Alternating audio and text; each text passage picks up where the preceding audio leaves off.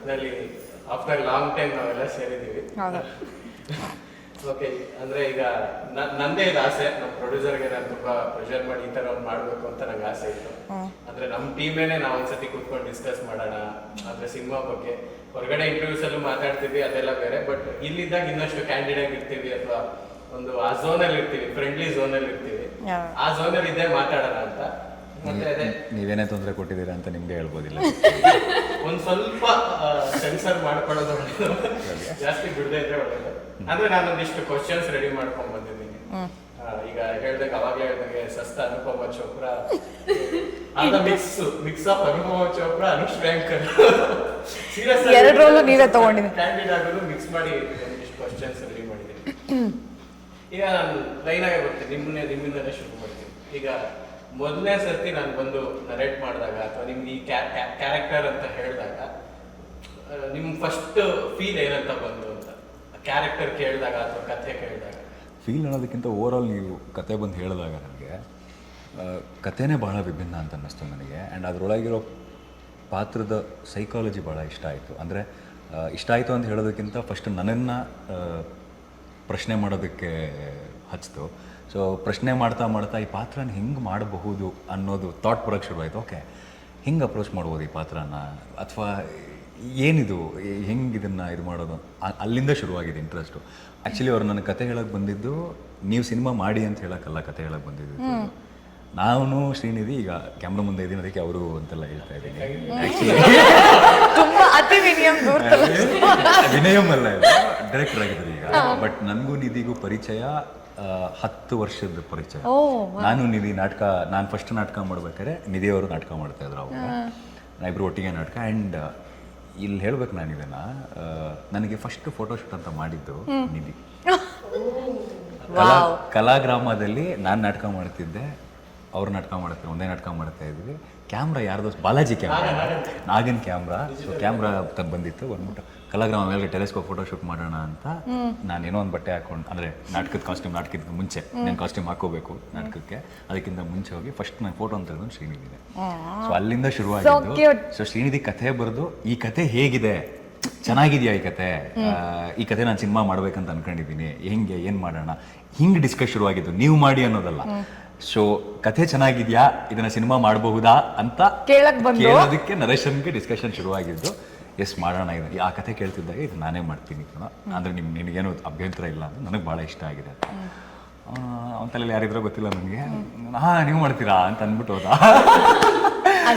ಆಮೇಲೆ ಅವನಿಗೂ ಫೋನ್ ಮಾಡಿಬಿಟ್ಟು, ಇಲ್ಲ ನಾನು ವೆರಿ ಹ್ಯಾಪಿ, ನಾನು ಅಂದ್ಕೊಂಡಿರಲಿಲ್ಲ ನೀವು ಮಾಡ್ತೀನಿ ಅಂತ. ಹಾಗೆ ಡಿಸ್ಕಷನ್ ಶುರುವಾಗಿದ್ದು. ಬಟ್ ಫಸ್ಟ್ ಕಥೆ ಕೇಳಿದಾಗ ಪ್ರತಿಯೊಬ್ಬರು ಕಲಾವಿದರಿಗೆ, ನೀವು you might also going to that phase, ಕಥೆಗಳು ಕೇಳ್ತೀವಿ. ಬಟ್ ಎಲ್ಲೋ ಒಂದು ಕಡೆ ಒಂದು ತವಕ ಇರುತ್ತೆ ಪ್ರತಿ ಆ್ಯಕ್ಟ್ರಿಗೂ, ಒಂದು ಒಳ್ಳೆ ಕಥೆನ ಹುಡುಕಬೇಕು.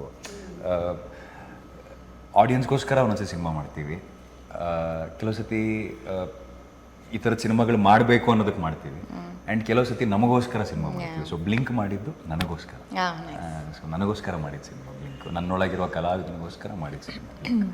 ಸೊ ಕತೆ ಭಾಳ ಇಷ್ಟ ಆಗಿದೆ ನನಗೆ. ಹೆಂಗ ಅನ್ಸ್ತದೆ ಕೂತ್ಕೊಂಡು ಹೊಗಳಿಸ್ಕೊಳ್ಳೋದು? ಅವನಂತೂ ಹೊಗಳಲ್ಲ, ಅವನಂತೂ ಒಂದ್ ಇಂಚು ಹೊಗಳಲ್ಲ ಯಾವ್ದು ಯಾರಿಗೂ. ಅಟ್ಲೀಸ್ಟ್ ನಾವು ಅದು ಎಕ್ಸ್ಪೆಕ್ಟ್ ಮಾಡಿದ್ದೆ ಹೊಗಳ್ತೀರಾ ಅಂತ. ಇಲ್ಲ ಆಕ್ಚುಲಿ ಅಂದ್ರೆ ನಂಗೂ ಖುಷಿ ಆಯ್ತು ಈ ತರ ಫೀಡ್ಬ್ಯಾಕ್ಸ್ ಬರ್ತಾ ಇರೋದು. ಅಂದ್ರೆ ಫಸ್ಟ್ ಟೈಮೇ ನಾನು ಕಂಪ್ಲೀಟ್, ಅಂದ್ರೆ ಇದಕ್ಕೆ ಮುಂಚೆ ಒಂದ್ 2-3 ಸ್ಕ್ರಿಪ್ಟ್ ಬರ್ತಿದ್ದೆ, ಫುಲ್ ಸ್ಕ್ರೀನ್ ಪ್ಲೇ ಬರ್ದು ಸಿನಿಮಾ ಮಾಡಿದ್ದೆ.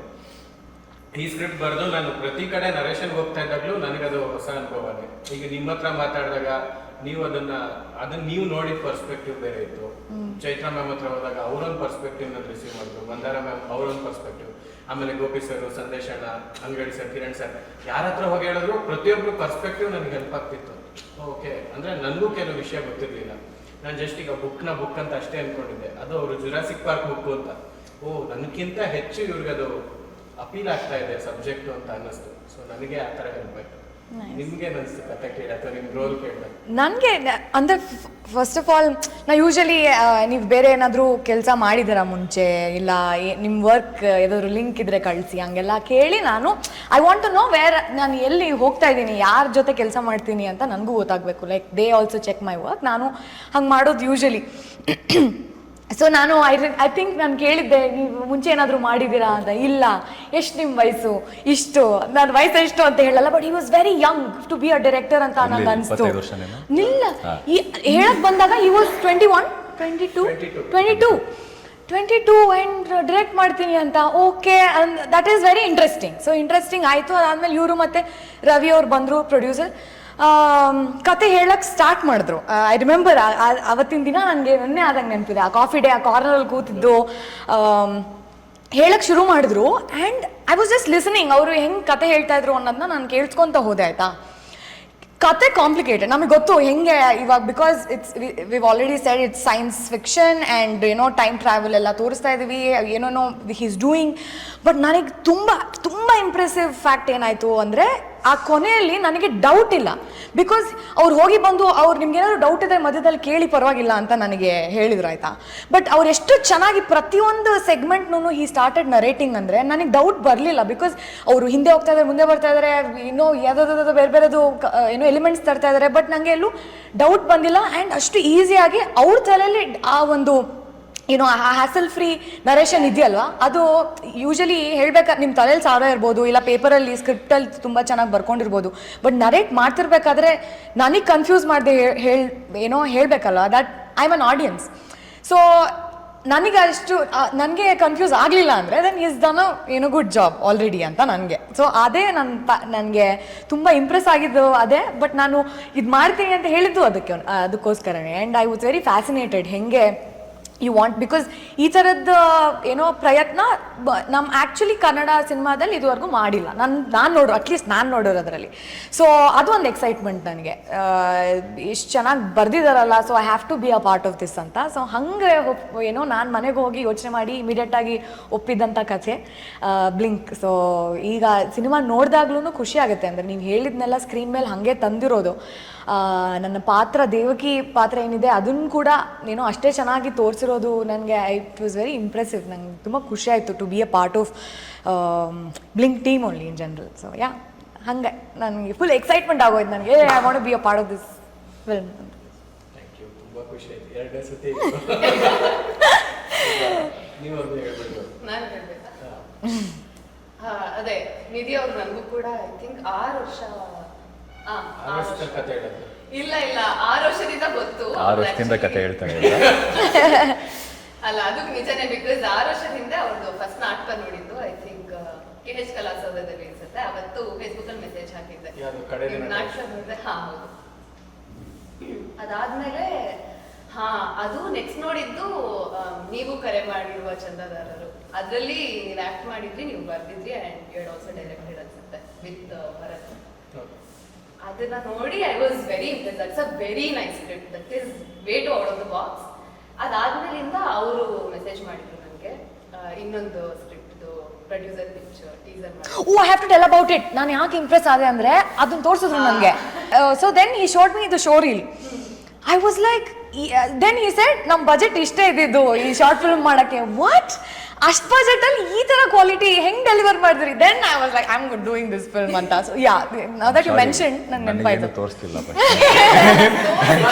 ಇಲ್ಲ ನನಗೆ ನಾನು ಕತೆ ಹೇಳಿ ಓಕೆ ಆದಮೇಲೆ ಎಲ್ಲ ನಮ್ಮ ಸೆಟ್ ಆಗೋಗಿತ್ತು ಬ್ಲಿಂಕು. ಆಮೇಲೆ C27 ತೋರಿಸಿದ್ದು. ಸೊ ಸಿನಿಮಾ ತೋರಿಸ್ಬೇಕಾರಿಲ್ಲ, ನಾನು ಖಾಲಿ ಸ್ಕ್ರಿಪ್ಟ್ ನೋಡಿಕೊಂಡು ಆ್ಯಕ್ಚುಲಿ ನೀವು ಹೇಳಿದಾಗ ನಾನು ಸ್ಕ್ರಿಪ್ಟ್ ಕೇಳಿದ ತಕ್ಷಣ ಓಕೆ ಮಾಡಿದ ಪ್ರಾಜೆಕ್ಟ್ ಬ್ಲಿಂಕು. ಕೇಳಿದ ತಕ್ಷಣ, because we generally take time. But ಕೇಳಿದ ತಕ್ಷಣ ನಿಧಿ ಹೇಳಿದೆ ನಾನು ಮಾಡೋಣ, ನನಗೂ ಭಾಳ ಇಷ್ಟ ಆಯಿತು ಮಾಡೋಣ. ಸೊ ಕೇಳಿದ ತಕ್ಷಣ ಓಕೆ ಮಾಡಿ ಸ್ಕ್ರಿಪ್ಟು. ಬಟ್ ಐಮ್ ಸಾರಿ, ನಿಮ್ಗಿದ್ದಂಥ ಪ್ರಿವಿಲೇಜ್ ನನಗಿರಲಿಲ್ಲ. ಸಾರಿ ಇಲ್ಲೋ ಇನ್ನೊಂದು ಮತ್ತೊಂದು ಏನೋ ಕೇಳಿಸಿಲ್ಲ. ನನ್ನ ಸ್ನೇಹದ ನಂಬಿಕೆ ಮೇಲೆ ಸಾರಿ. ಅದಾದ್ಮೇಲೆ ಬ್ಲಿಂಕ್ ಸ್ಕ್ರಿಪ್ಟ್ ಈ ತರ ಇದೆ ಅಂತ ಹೇಳಿದ್ರು. ಹೋಗ್ಬಿಟ್ಟು ನನ್ನ ಮನೇಲಿ ಹೇಳ್ಬಿಟ್ಟಿದ್ದಮ್ಮ ಇವತ್ತು ಬರೋದು ಸಂಜೆ ಆಗತ್ತೆ ಅಂತ. ಸ್ಕ್ರಿಪ್ಟ್ ಕೇಳ್ಬಿಟ್ಟು ಡೈರೆಕ್ಟ್ ಆಗಿ ಒಬ್ಳೆ ಎಲ್ಲ ಹೋಗ್ಬಿಟ್ಟೆ. ಬಿಕಾಸ್ ಎಕ್ಸ್ಪೆಕ್ಟೆಡ್ C27 ಕೇಳಾಗ್ಲೂ ಹಂಗೆ ಆಗಿತ್ತು.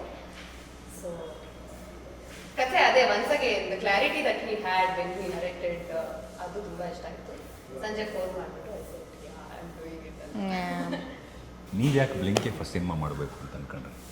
ಈಗ ನಿಮ್ಮ ಹತ್ರ ಬೇರೆ ಸ್ಕ್ರಿಪ್ಟ್ ಇದೆ ಅಂತ ನೀವು ಹೇಳಿದ್ರಿ, ಬೇರೆ ಫುಲ್ ಸ್ಕ್ರಿಪ್ಟ್ ಮಾಡಿದ್ವಿ. ಬ್ಲಿಂಕ್ ಓಕೆ ಡೆಬ್ಯೂ ಮಾಡೋಕ್ಕೆ ಬಿಕಾಸ್ ಅದರೊಳಗಿರೋ ಅಂಶಗಳು ನಮಗೆ ಗೊತ್ತಿವಾಗ. ಆ್ಯಂಡ್ ಎಲ್ಲೋ ಒಂದು ಕಡೆ ಒಂದು ಬೇರೆ ರೀತಿಯಾದ ಸಿನಿಮಾ ಆಡಿಯನ್ಸಿಗೆ ಬೇರೆ ರೀತಿಯಾದ ಎಕ್ಸ್ಪೀರಿಯನ್ಸ್ ಕೊಡುತ್ತೆ. ಹೇಗೆ ರಿಸೀವ್ ಮಾಡುತ್ತಾರೋ ಗೊತ್ತಿಲ್ಲ ನಮಗೆ.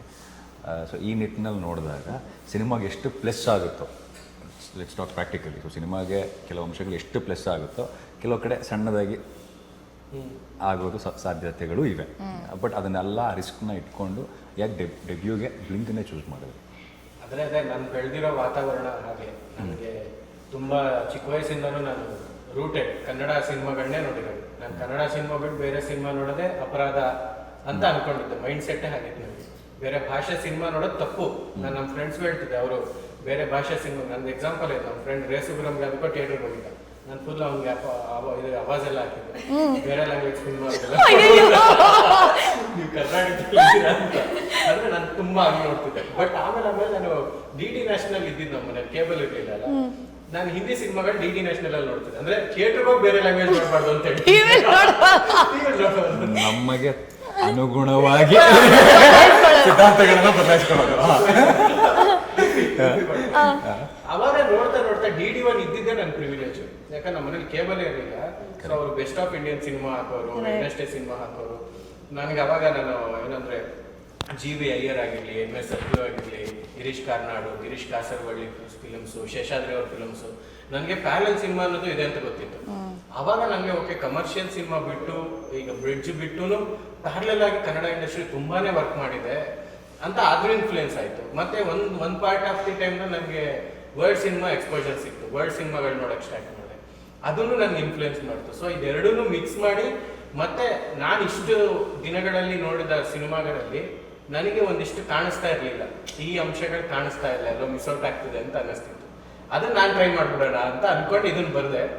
ಬರೆದ ಮೇಲೆ ಅನ್ನಿಸ್ತು ಓಕೆ, ಸ್ವಲ್ಪ ಯೋಚನೆ ಮಾಡಿ ಕೆಲವು ಟ್ರೈ ಮಾಡಬೇಕು ಅಂತ. ಇನ್ನೊಂದು ಅಪ್ರಿಶಿಯೇಟ್ ಮಾಡಲೇಬೇಕು ಅನ್ನೋದು, ಈ ಐಡಿಯಾ ಇಸ್ ವೆರಿ ಕ್ರೇಜಿ. ಅದನ್ನ ಬ್ಯಾಕ್ ಮಾಡ್ತೀನಿ ಅಂತ ನಮ್ಮ ರವಿ ಅವ್ರು ನಿಮಗೆ ಸಪೋರ್ಟ್ ಮಾಡಿದ್ರಲ್ಲ, ಅದು ಹೆಂಗ್ ಕನ್ವಿನ್ಸ್ ಮಾಡಿದ್ರಿ ಅವ್ರನ್ನ ಅಂತ? ಅದೇ ನನಗೂ ಏನೋ ಅರ್ಥ ಆಗ್ತದೆ. ಅದನ್ನ ಅವ್ರೇ ಹೇಳಿ. ಪ್ರಾಬ್ಲಮ್ಲಿ ಅದೇ, ಅದಕ್ಕೆ ಅವರೇ ಉತ್ತರ ಕೊಡೋದು. ಯಾ ಆ್ಯಂಡ್ ಇನ್ನೊಂದು ಮೋಸ್ಟ್ಲಿ ರಂಗಭೂಮಿಯಿಂದ ಅವರು ಬಂದಿರೋದ್ರಿಂದ But it's nice. ಸಬ್ಜೆಕ್ಟ್ನ ಡೆಪ್ತ್ ಅರ್ಥ. ನಾನು ಈ ಕತೆ ಹೇಳಕ್ ಬಂದಾಗ್ಲೂ ಐ ರಿಮೆಂಬರ್ ರವಿ ಅವ್ರಿಗೆ ಗೊತ್ತು, ಇಲ್ಲ ಕತೆ ಚೆನ್ನಾಗಿದೆ, ಇಲ್ಲ ಏನೋ ನಾವೆಲ್ಲ ಮಾಡ್ಬೇಕು ಅನ್ಕೊಂಡಿದೀವಿ, ಐ ಟ್ರಸ್ಟ್ ಹಿಮ್ ಅಂತ ಎಷ್ಟು ಸರ್ತಿ ಹೇಳಿದಾರೆ ಅಂದ್ರೆ, ಐ ಟ್ರಸ್ಟ್ ಹಿಮ್ ಕಟ್ ಮಾಡಿ ಮತ್ತೆ ಶುರು ಮಾಡಿದ್ವಿ ಶಾರ್ಟ್. ಕಿರಣ್ ಸರ್ ಜಾಯ್ನ್ ಆಗಿದ್ರು. ಕಿರಣ್ ಸರ್ ನಿಮ್ಗೆ ಗೊತ್ತಿಲ್ಲದಂಗೆ ಇಲ್ಲೊಂದಿಷ್ಟು ಪ್ರಶ್ನೆಗಳೆಲ್ಲ ಕೇಳ್ಬಿಟ್ಟಿದ್ದೀನಿ. ನಾನು ಕೇಳಿಸ್ಕೊಂಡೆ. ನಿಮ್ಗೆ ಫಸ್ಟ್ ಟೈಮ್ ನಾನು ನರೇಟ್ ಮಾಡಿದ್ದೆ ಸುಚಿತ್ರಾ ಫಿಲ್ಮ್ ಸೊಸೈಟಿಲಿ. ಸೊ ನೀವು ಕೇಳಿದಾಗ ಅಲ್ಲಿಗೆ ಬರ್ತೀನಿ. ನನಗೆ ಕಾಫಿ ಡೇ ಅವ್ರು ನಾಟಕದವ್ರಲ್ಲ, ನಾವು ನಾಟಕದವ್ರು ಬಂದಿದ್ವಿ. ಅವಾಗ ಇವ್ರು ಉಟ್ಕೊಂಡು ಇವ್ರು ಮತ್ತೆ ಜೀವನ ಕಥೆ ಹೇಳ್ತೀವಿ ಎಲ್ಲ ಸರಿ. ನಾನು ಪ್ರಶ್ನೆ ಕೇಳ್ತೀನಿ, ಅದಕ್ಕೆ ಆಮೇಲೆ ಬರ್ತೀನಿ. ನೀವು ಹೇಳಿದ್ರಿ ನಿಮ್ಮ ಮನೇಲಿ ಕೇಬಲ್ ಇರಲಿಲ್ಲ, ಮತ್ತೆ DD ಆಮೇಲೆ ಬೇರೆ ಭಾಷೆಗಳನ್ನು ನೋಡೋದು ಅಪರಾಧ ಎಲ್ಲ ಕರೆಕ್ಟ್ ಫೈನ್, ಖುಷಿ ಆಯ್ತು. ಅವಾಗಿದ್ದೀಗಿಲ್ಲ ಬುದ್ಧಿವಂತ. ಸಣ್ಣ ತಪ್ಪು. ಈಗ ಅದು ನೆಕ್ಸ್ಟ್ ಈ ಸಿನಿಮಾ ಮಾಡಿದ್ಮೇಲೆ ನಿಮ್ಗೆ ಏನು ಅನಿಸುತ್ತೆ? ಅಂದರೆ ಈಗ ನೀವು ಮಾಡಿದ್ದು ಕರೆಕ್ಟ್. ಈಗ ನೀವು ಹೇಳ್ತಾ ಇರೋದೇನಂದ್ರೆ ನಾನು ಆ ಥರದ್ದು ಬೇರೆ ಭಾಷೆಯ ಸಿನಿಮಾಗಳನ್ನು ನೋಡೋದು ಅಪರಾಧ, ಆದರೆ ಇದು ನೋಡಿದ್ರೆ ಪಕ್ಕ ನಮ್ದು ಯಾವುದೂ ಇಲ್ಲ. ಕಾಸೋಡಿಯೋದು ಎಲ್ಲರದ್ದು ಹೆಸರು ತಗೊಂಡಲ್ಲ, ಅದು ತೊಗೊಂಡ್ರೆ ಇದಕ್ಕೂ ನಮ್ಮ ಇಂಡಿಯನ್ ಇದಕ್ಕೆ ಯಾವುದೂ ಮ್ಯಾಚೇ ಇಲ್ಲ. ಕಾಲದಲ್ಲಿ ಈ ಥರದ್ದೊಂದು ಮಾಡೇ ಇಲ್ಲ ಅನ್ನೋದಕ್ಕೆ ಆಗಿರೋದ್ರಿಂದ ಈಗ ನೀವು ಮಾಡಿದ್ದೀರಾ. ಈಗ ನೆಕ್ಸ್ಟ್ ಏನು ನಿಮ್ಮಲ್ಲಿ ಇಷ್ಟೊತ್ತಿಗಾಗಲೇ ಒಂದು ಕ್ಲಾರಿಟಿ ಬಂದಿದೆ, ಯಾಕೆಂದ್ರೆ ಇದೊಂದು 2-3 ವರ್ಷ ಆಯ್ತು. 2 ವರ್ಷ ಆಯ್ತು. ಸಿನಿಮಾಗೋಸ್ಕರ ಇವಾಗ ಕ್ಲಾರಿಟಿ ಚೇಂಜ್ ಮಾಡ್ಕೊಳ್ಬೇಕು ಸರ್. ನಮ್ಮ ಸಿನಿಮಾ ಎಲ್ಲ ಲ್ಯಾಂಗ್ವೇಜ್ ಅವರು ನೋಡ್ಬೇಕು. ಸೊ ಹಾಗಾಗಿ ಅವ್ರು ಇವಾಗ ಚೇಂಜ್ ಮಾಡ್ಕೊಂಡಿದ್ದಾರೆ ಅಂತ.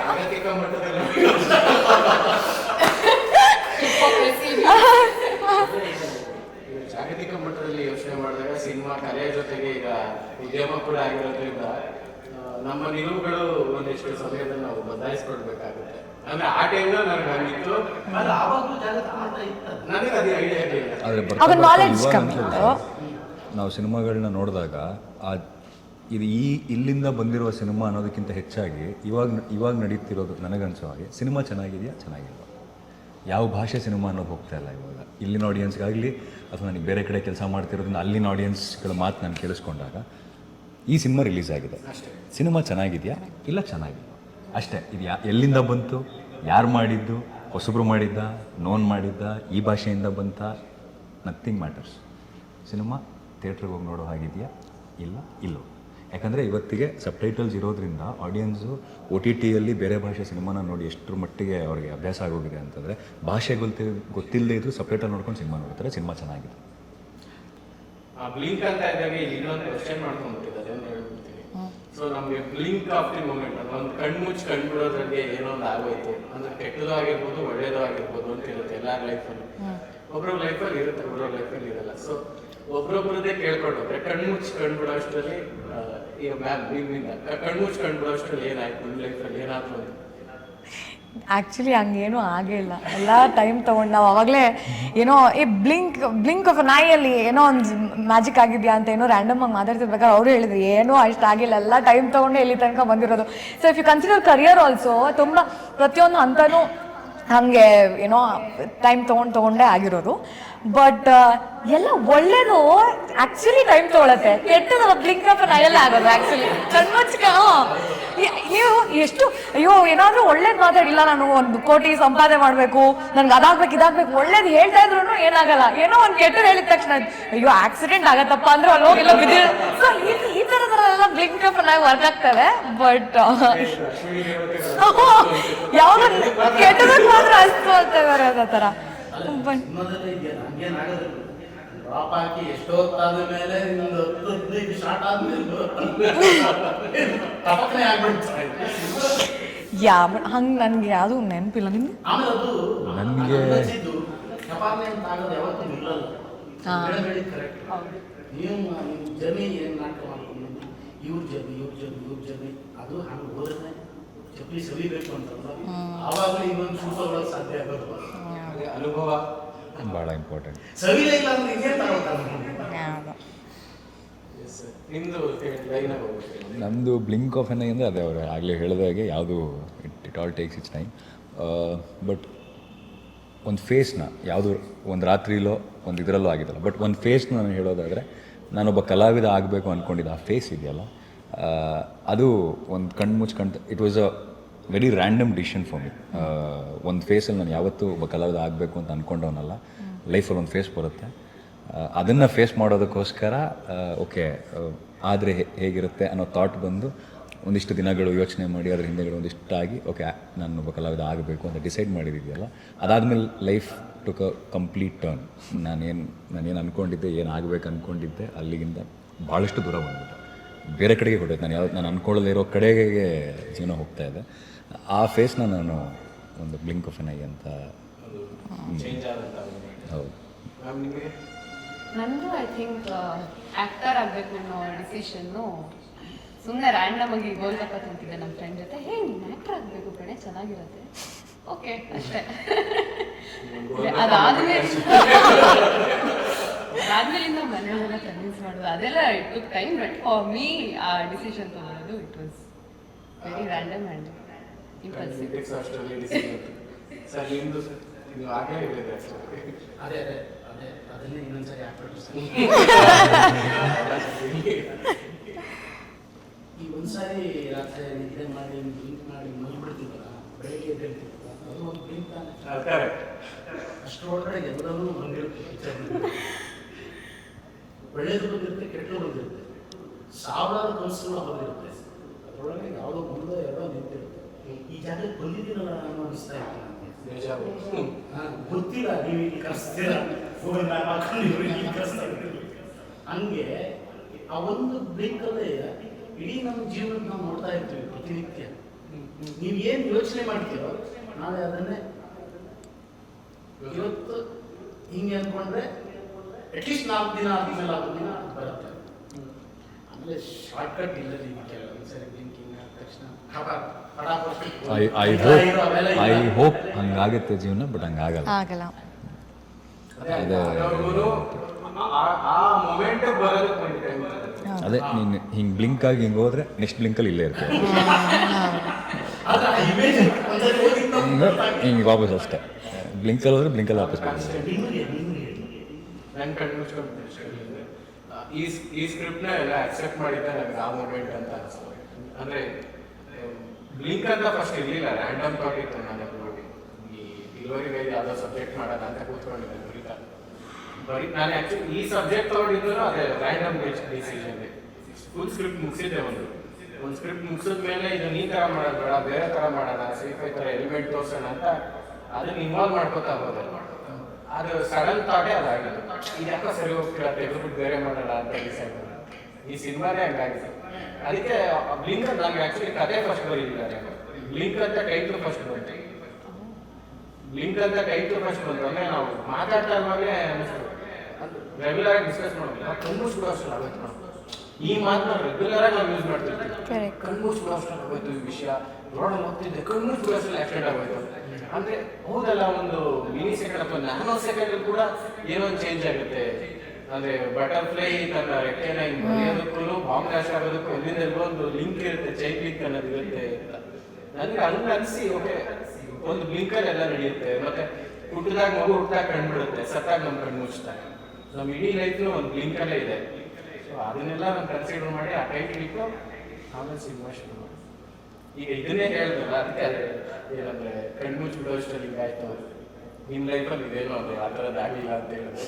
ಈಗ ನನಗಾಯ್ತು ಕೆಲವು, ಅಂದರೆ ಈ ಪರ್ಫಾರ್ಮ್ ಮಾಡುವಾಗ ನನಗೊಂದು ಖುಷಿ ಆಗುತ್ತೆ. ಆ್ಯಸ್ ಇಟ್ ಡೈರೆಕ್ಟ್ ಯಾವತ್ತು ಹೇಳ್ಕೊಡೋಲ್ಲ ಖುಷಿ ಆಯಿತು ಅಂತ ಒಂದು ಮೋರ್ ಹೇಳಿ ಹಿಂಸೆ ಮಾಡ್ತಾ ಇರ್ತೀವಿ.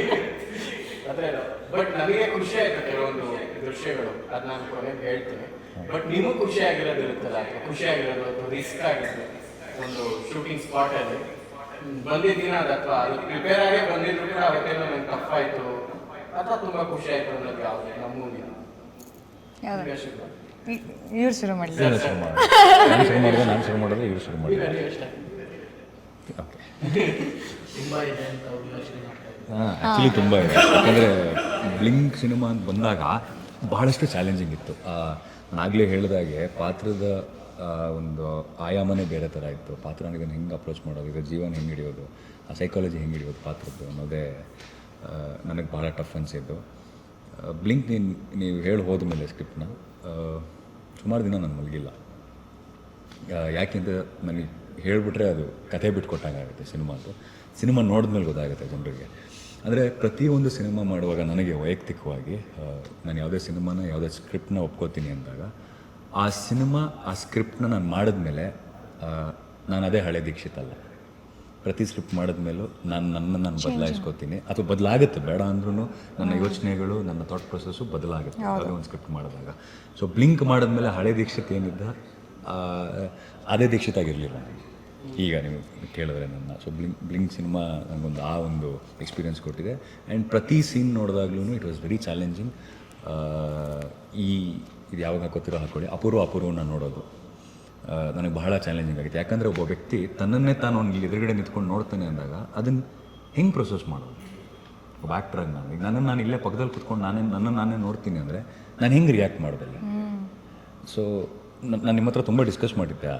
ಅದು ನಾವು ಒಂದು ಸಣ್ಣ ಬಿಟ್ನ ರೀಶೂಟ್ ಕೂಡ ಮಾಡಿದ್ವಿ. ಅದು ಕಾರಣಾಂತರಗಳಿಂದ ಅದು ತುಂಬ ಸಿಂಪಲಾಗಿ ಸ್ಕ್ರೀನ್ ಮೇಲೆ ಬರುತ್ತೆ. ಅಪೂರ್ವ ನೋಡ್ತಾನೆ ಏನೋ ಒಂದು ಆಗುತ್ತೆ ಒಂದಿಷ್ಟು ಅಂತ. ಬಟ್ ನಾನು ಅದನ್ನು ಡಿಕೋಡ್ ಮಾಡಬೇಕಾದ್ರೆ, ಅದನ್ನು ಕಳಿಸ್ಬೇಕಾದ್ರೆ, ಯಾಕಂದರೆ ಒಂದು ಪ್ರತಿ ಸ್ಕ್ರಿಪ್ಟಲ್ಲೂ ಲೇಯರ್ಸ್ ಇರುತ್ತೆ. ನಾನು ಆ ಲೇಯರ್ಸ್ನ ಕಳಿಸುವಾಗ ಪ್ರತಿ ಲೇಯರ್ ಕಳಿಸಿದಾಗಲೂ ನನಗಿನ್ನೂ ಪ್ರಶ್ನೆಗಳೇ ಜಾಸ್ತಿ ಮೂಡ್ತಾ ಇತ್ತು. ಈ ಲೇಯರ್ಗೆ ನಾನು ಉತ್ತರ ಹುಡುಕಿ ಓಕೆ ಇದು ಹಿಂಗೆ ಆಗ್ತಿದೆ ಅಂತ ನೆಕ್ಸ್ಟಿಗೆ ಹೋದರೆ ಅಲ್ಲಿ ಇನ್ನೊಂದು ಪ್ರಶ್ನೆ, ಇದಕ್ಕಿಂತ ದೊಡ್ಡ ಪ್ರಶ್ನೆ, ಆ ಉತ್ತರದಿಂದ ಹಿಂದೆ ಇನ್ನೊಂದು ಪ್ರಶ್ನೆ. ಈ ಥರ ನನಗೆ ಎಷ್ಟೋ ದಿನ ರಾತ್ರಿ ಮಲಗಿಲ್ಲ. ನಾನು ಬ್ಲಿಂಕ್ ಸಿನಿಮಾ ನನ್ನ ಸ್ಕ್ರಿಪ್ಟ್ ಕೇಳಿದ್ಮೇಲೆ ಪರ್ಫಾರ್ಮ್ ಮಾಡುವಾಗ ಸುಮಾರು ದಿನ 2 ಅವರ್ 3 ಅವರ್ ಮಲಗಿಬಿಟ್ಟು ನಾನು ಸೆಟ್ಟಿಗೆ ಬಂದಿದ್ದೀನಿ. ಅಂದರೆ ನಾಳೆ ಈ ಸೀನ ಹಿಂಗೆ ಅಂತ. ಸೊ ಅಪೂರ್ವನ ನೋಡೋದು ಅದು ಬಹಳ ನನಗೆ ಹೆಂಗೆ ಮಾಡೋದು ಇದನ್ನು ಅಂತ. ಆ್ಯಂಡ್ ಕ್ಲೈಮ್ಯಾಕ್ಸ್ ಬ್ಲಾಕ್ ಮತ್ತು ಅಲ್ಲಿ ಒನ್ಸ್ ಅಗೇನ್ ಅಪೂರ್ವನ ಇನ್ನೊಂದು ಪ್ರತಿರೂಪ ಮುಂದೆ ಬಂದು ನಿಂತಿದೆ ಅಪೂರ್ವನ ಮುಂದೆ. ಆ್ಯಂಡ್ ಆ ಹೋಲ್ ಸೀಕ್ವೆನ್ಸ್ ಇದೆಯಲ್ಲ, ಅಂದರೆ ನಾನು ಆ ಸೀಕ್ವೆನ್ಸ್ ಯಾವುದಂತ ಹೇಳಲ್ಲ, ನಿಮಗೆ ಗೊತ್ತಾಗುತ್ತೆ ಅನಿಸುತ್ತೆ. ಅದು ಇದೇ ಪ್ರೀ ಕ್ಲೈಮ್ಯಾಕ್ಸ್. ನಮ್ಮಲ್ಲಿ ಪ್ರೀ ಕ್ಲೈಮ್ಯಾಕ್ಸ್ ಇದೆ. ಪ್ರೀ ಕ್ಲೈಮ್ಯಾಕ್ಸ್ ಬ್ಲಾಕು ಮತ್ತೆ ಒನ್ಸ್ ಅಗೇನ್ ಇಟ್ ವಾಸ್ ಕತೆ ಕೇಳುವಾಗ ಓಕೆ ಹಿಂಗೆ ಗೊತ್ತಾಗುತ್ತಾ, ಓಕೆ ಅಷ್ಟರಲ್ಲೇ ಐತೆ. ಬಟ್ ಅದನ್ನು ಪರ್ಫಾರ್ಮೆನ್ಸ್ ಆಗಿ ಅಳವಡಿಸ್ಕೋಬೇಕಾದ್ರೆ ಆ ಕಥೆನ ಸ್ಕ್ರೀನ್ ಮೇಲೆ ಜೀವ ತರಬೇಕಾದ್ರೆ ಮತ್ತು ಅಲ್ಲಿ ದೊಡ್ಡ ಡೈಲಾಮ ಇತ್ತು. ಯಾಕಂದರೆ ತುಂಬ ಸಾಧಾರಣ ವಿಚಾರ ಅಲ್ಲ, ಆ್ಯಂಡ್ ಜನರಲಿ ಯಾರ ಜೀವನದಲ್ಲೂ ನಡೆಯುವಂಥ ವಿಚಾರ ಅಲ್ಲ ಅದು. ಆ ಥರದ ಸುದ್ದಿಗಳನ್ನು ನಾನು ಕೇಳೇ ಇಲ್ಲ ಇವತ್ತವರೆಗೂ. ನಾನು ಫಸ್ಟ್ ಟೈಮ್ ಸ್ಕ್ರಿಪ್ಟಲ್ಲೇ ಕೇಳಿದ್ದು ನಾನು ಆ ಥರ ವಿಷಯನ. ಆ್ಯಂಡ್ ಆ ಥರ ವಿಷಯ ನನಗಾದಾಗ, ಯಾಕಂದರೆ 2 ಅಪ್ರೋಚ್ ಇರುತ್ತೆ. ಪ್ರತಿ ಪಾತ್ರ ಮಾಡುವಾಗ ನಾನು ಪಾತ್ರ ಆಗೋದು ಬೇರೆ, ಆ್ಯಂಡ್ ಕೆಲವು ಸತಿ ಪಾತ್ರ ಈ ರೀತಿ ರಿಯಾಕ್ಟ್ ಮಾಡುತ್ತೆ ಅಂತ ತೋರಿಸೋದು ಬೇರೆ. 2 ವ್ಯತ್ಯಾಸ ಇದೆ ಅದಕ್ಕೆ. ಸೊ ನಾನು ಪಾತ್ರವನ್ನು ಮಾಡುವಾಗ, ಯಾವುದೇ ಪಾತ್ರವನ್ನು ಮಾಡುವಾಗ ಎಲ್ಲೋ ಒಂದು ಕಡೆ ನನ್ನ ತನವನ್ನು ಹಾಕ್ತೀನಿ ಅದಕ್ಕೆ. 2 ಥರ ಯೋಚನೆ ಮಾಡ್ತೀನಿ. ಒಂದು, ಆ ಪಾತ್ರವೇ ನಾನಾಗಿದ್ದರೆ ಏನು ಮಾಡ್ತಿದ್ದೆ, ಅಥವಾ ದೀಕ್ಷಿತ ಸಿಚುವೇಷನಲ್ಲಿ ಇದ್ದಿದ್ರೆ ಹೆಂಗೆ ರಿಯಾಕ್ಟ್ ಮಾಡ್ತಿದ್ದ. 2 ಪ್ರಶ್ನೆಗಳು ಮೂಡುತ್ತೆ ನನಗೆ ಯಾವಾಗಲೂ. ಸೊ ನಾನು ಅವಾಗ ಆಮೇಲೆ ಈ ಪಾತ್ರದ ನಾನು ಸ್ವಲ್ಪ ಟೈಮ್ ತೊಗೊತೀನಿ, ಎಲಾಬ್ರೇಟ್ ಆಗಿ ಹೇಳ್ಬೇಕಾಗುತ್ತೆ. ಈ ಪಾತ್ರದ ಗುಣಗಳೇನು, ನನ್ನ ವೈಯಕ್ತಿಕ ಗುಣಗಳೇನು, ಎಷ್ಟು ಹೊಂದಾಣಿಕೆ ಆಗುತ್ತೆ ಆ ಪಾತ್ರಕ್ಕೂ ನನಗೂ, ಎಷ್ಟು ಹೊಂದಾಣಿಕೆ ಇಲ್ಲ.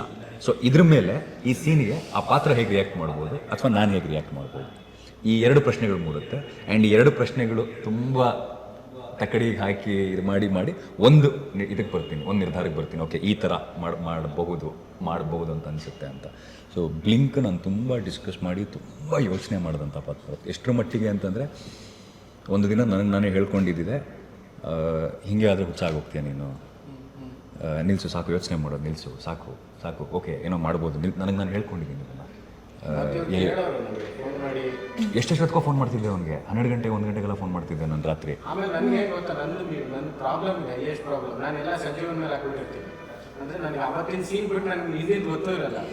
ಅವ್ನು ಗೊತ್ತಿರುತ್ತಲ್ಲ, ಅವ್ನಿಗೆ ಇವತ್ತು ಕೇಳಿ ಯಾವ ಡೇಟಲ್ಲಿ ಏನು ಶೂಟ್ ಮಾಡಿದ್ರೆ ಎಲ್ಲ ಗೊತ್ತು ಅವ್ನಿಗೆ. ನನಗೆ ಏನೋ ನೆನಪೇ ಇರಲ್ಲ. ಸರ್ ಇವರು ಸಡನ್ ಆಗಿ ಫೋನ್ ಮಾಡಿದ್ರೆ, ಆ ಸೀನ್ ಅದು ಯಾವ ಸೀನ್ ಅದು ಈ ಥರ ನನಗೆ ಹಿಂದೆ ಇದು ಮಾಡಿದ್ದಾನೆ. ಮುಂದೆ ನೀನು ಈಗ ಯಾವುದೇ ಒಂದು ಏನೇ ಒಂದು ಪಾತ್ರ ಏನೇ ಮಾಡುತ್ತೆ ಅಂದಾಗ ಸ್ಕ್ರೀನ್ ಮೇಲೆ ನಾವು ಮೋಟಿವ್ ಹುಡುಕ್ತೀವಿ ಫಸ್ಟು. ನಾನು ಇಲ್ಲಿ ಕೈ ನಿಂಗೆ ಎತ್ತುತ್ತೀನಿ ಅಂತಂದ್ರೂ ಈ ಕೈ ಎತ್ತೋದಕ್ಕೆ ಮೋಟಿವ್ ಏನು, what is the motive behind it ಅಂತ. ಸೊ ಹಿಂದಿನ ಸೀನ್ ಹಿಂಗೆ ಮಾಡಿದ್ದೀನಿ, ಮುಂದಿನ ಹಿಂಗೆ ಬರ್ತಿದ್ಯಾ ನೀನು, ನಿಂತಲ್ಲಿ ಏನಿದೆ, ಬಿಕಾಸ್ ಐ ವಾಂಟ್ ಅಂಡರ್ಸ್ಟ್ಯಾಂಡ್ ಅವ್ರು ಏನು ಯೋಚನೆ ಮಾಡಿದ್ದಾರೆ ಬರೆಯುವಾಗ ಅಂತಂದ್ರೆ. ಯಾಕಂದರೆ ನಂದೇ ಒಂದೇನೋ ಬೇರೆ ಕಟ್ಕೊಂಡು ಹೋಗೋಕ್ಕಾಗಲ್ಲ ನನ್ನ ಸೆಟ್ಟಿಗೆ. ಸೊ ಅವ್ರೇನು ಮಾಡಿದ್ದಾರೆ ಅದನ್ನೊಂದು ಕಡೆ ಬರ್ಕೋಬೇಕು, ನಂದೊಂದು ಕಡೆ ಬರ್ಕೋಬೇಕು, ಇದೊಂದು ಕಡೆ ಬರ್ಕೊಂಡು ಮೂರನ್ನು ನಾನು ತಾಳೆ ಹಾಕಿ ಒಂದು ನಿರ್ಧಾರಕ್ಕೆ ಬರಬೇಕು. ಓಕೆ, ಇದನ್ನ ಈ ರೀತಿ ಅಪ್ರೋಚ್ ಮಾಡ್ತೀನಿ ನಾನು ಅನ್ನೋದನ್ನು ಬರಬೇಕು. ಸೊ ಸಾಕಷ್ಟು ಸಲ ಫೋನ್ ಮಾಡಿದ್ದೀನಿ ಆ್ಯಂಡ್ ಕನ್ಫ್ಯೂಸ್ ಆಗ್ಬಿಡೋದು ಸಡನ್ನಾಗಿ. ಅಪೂರ್ವ 2 ಅಪೂರ್ವ ಇರೋದ್ರಿಂದ ಇಲ್ಲಿಂದ ಬರೋ ಅಪೂರ್ವ ಒಬ್ಬ, ಇಲ್ಲಿಂದ ಬರೋ ಮಧ್ಯ ದೀಕ್ಷಿತ್ ಒದ್ದಾಡ್ತಾ ಇದ್ದ ಸರ್. ಅಪೂರ್ವ ಅಪೂರ್ವ ಯಾವ ಥರ ಪರ್ಸ್ಪೆಕ್ಟಿವ್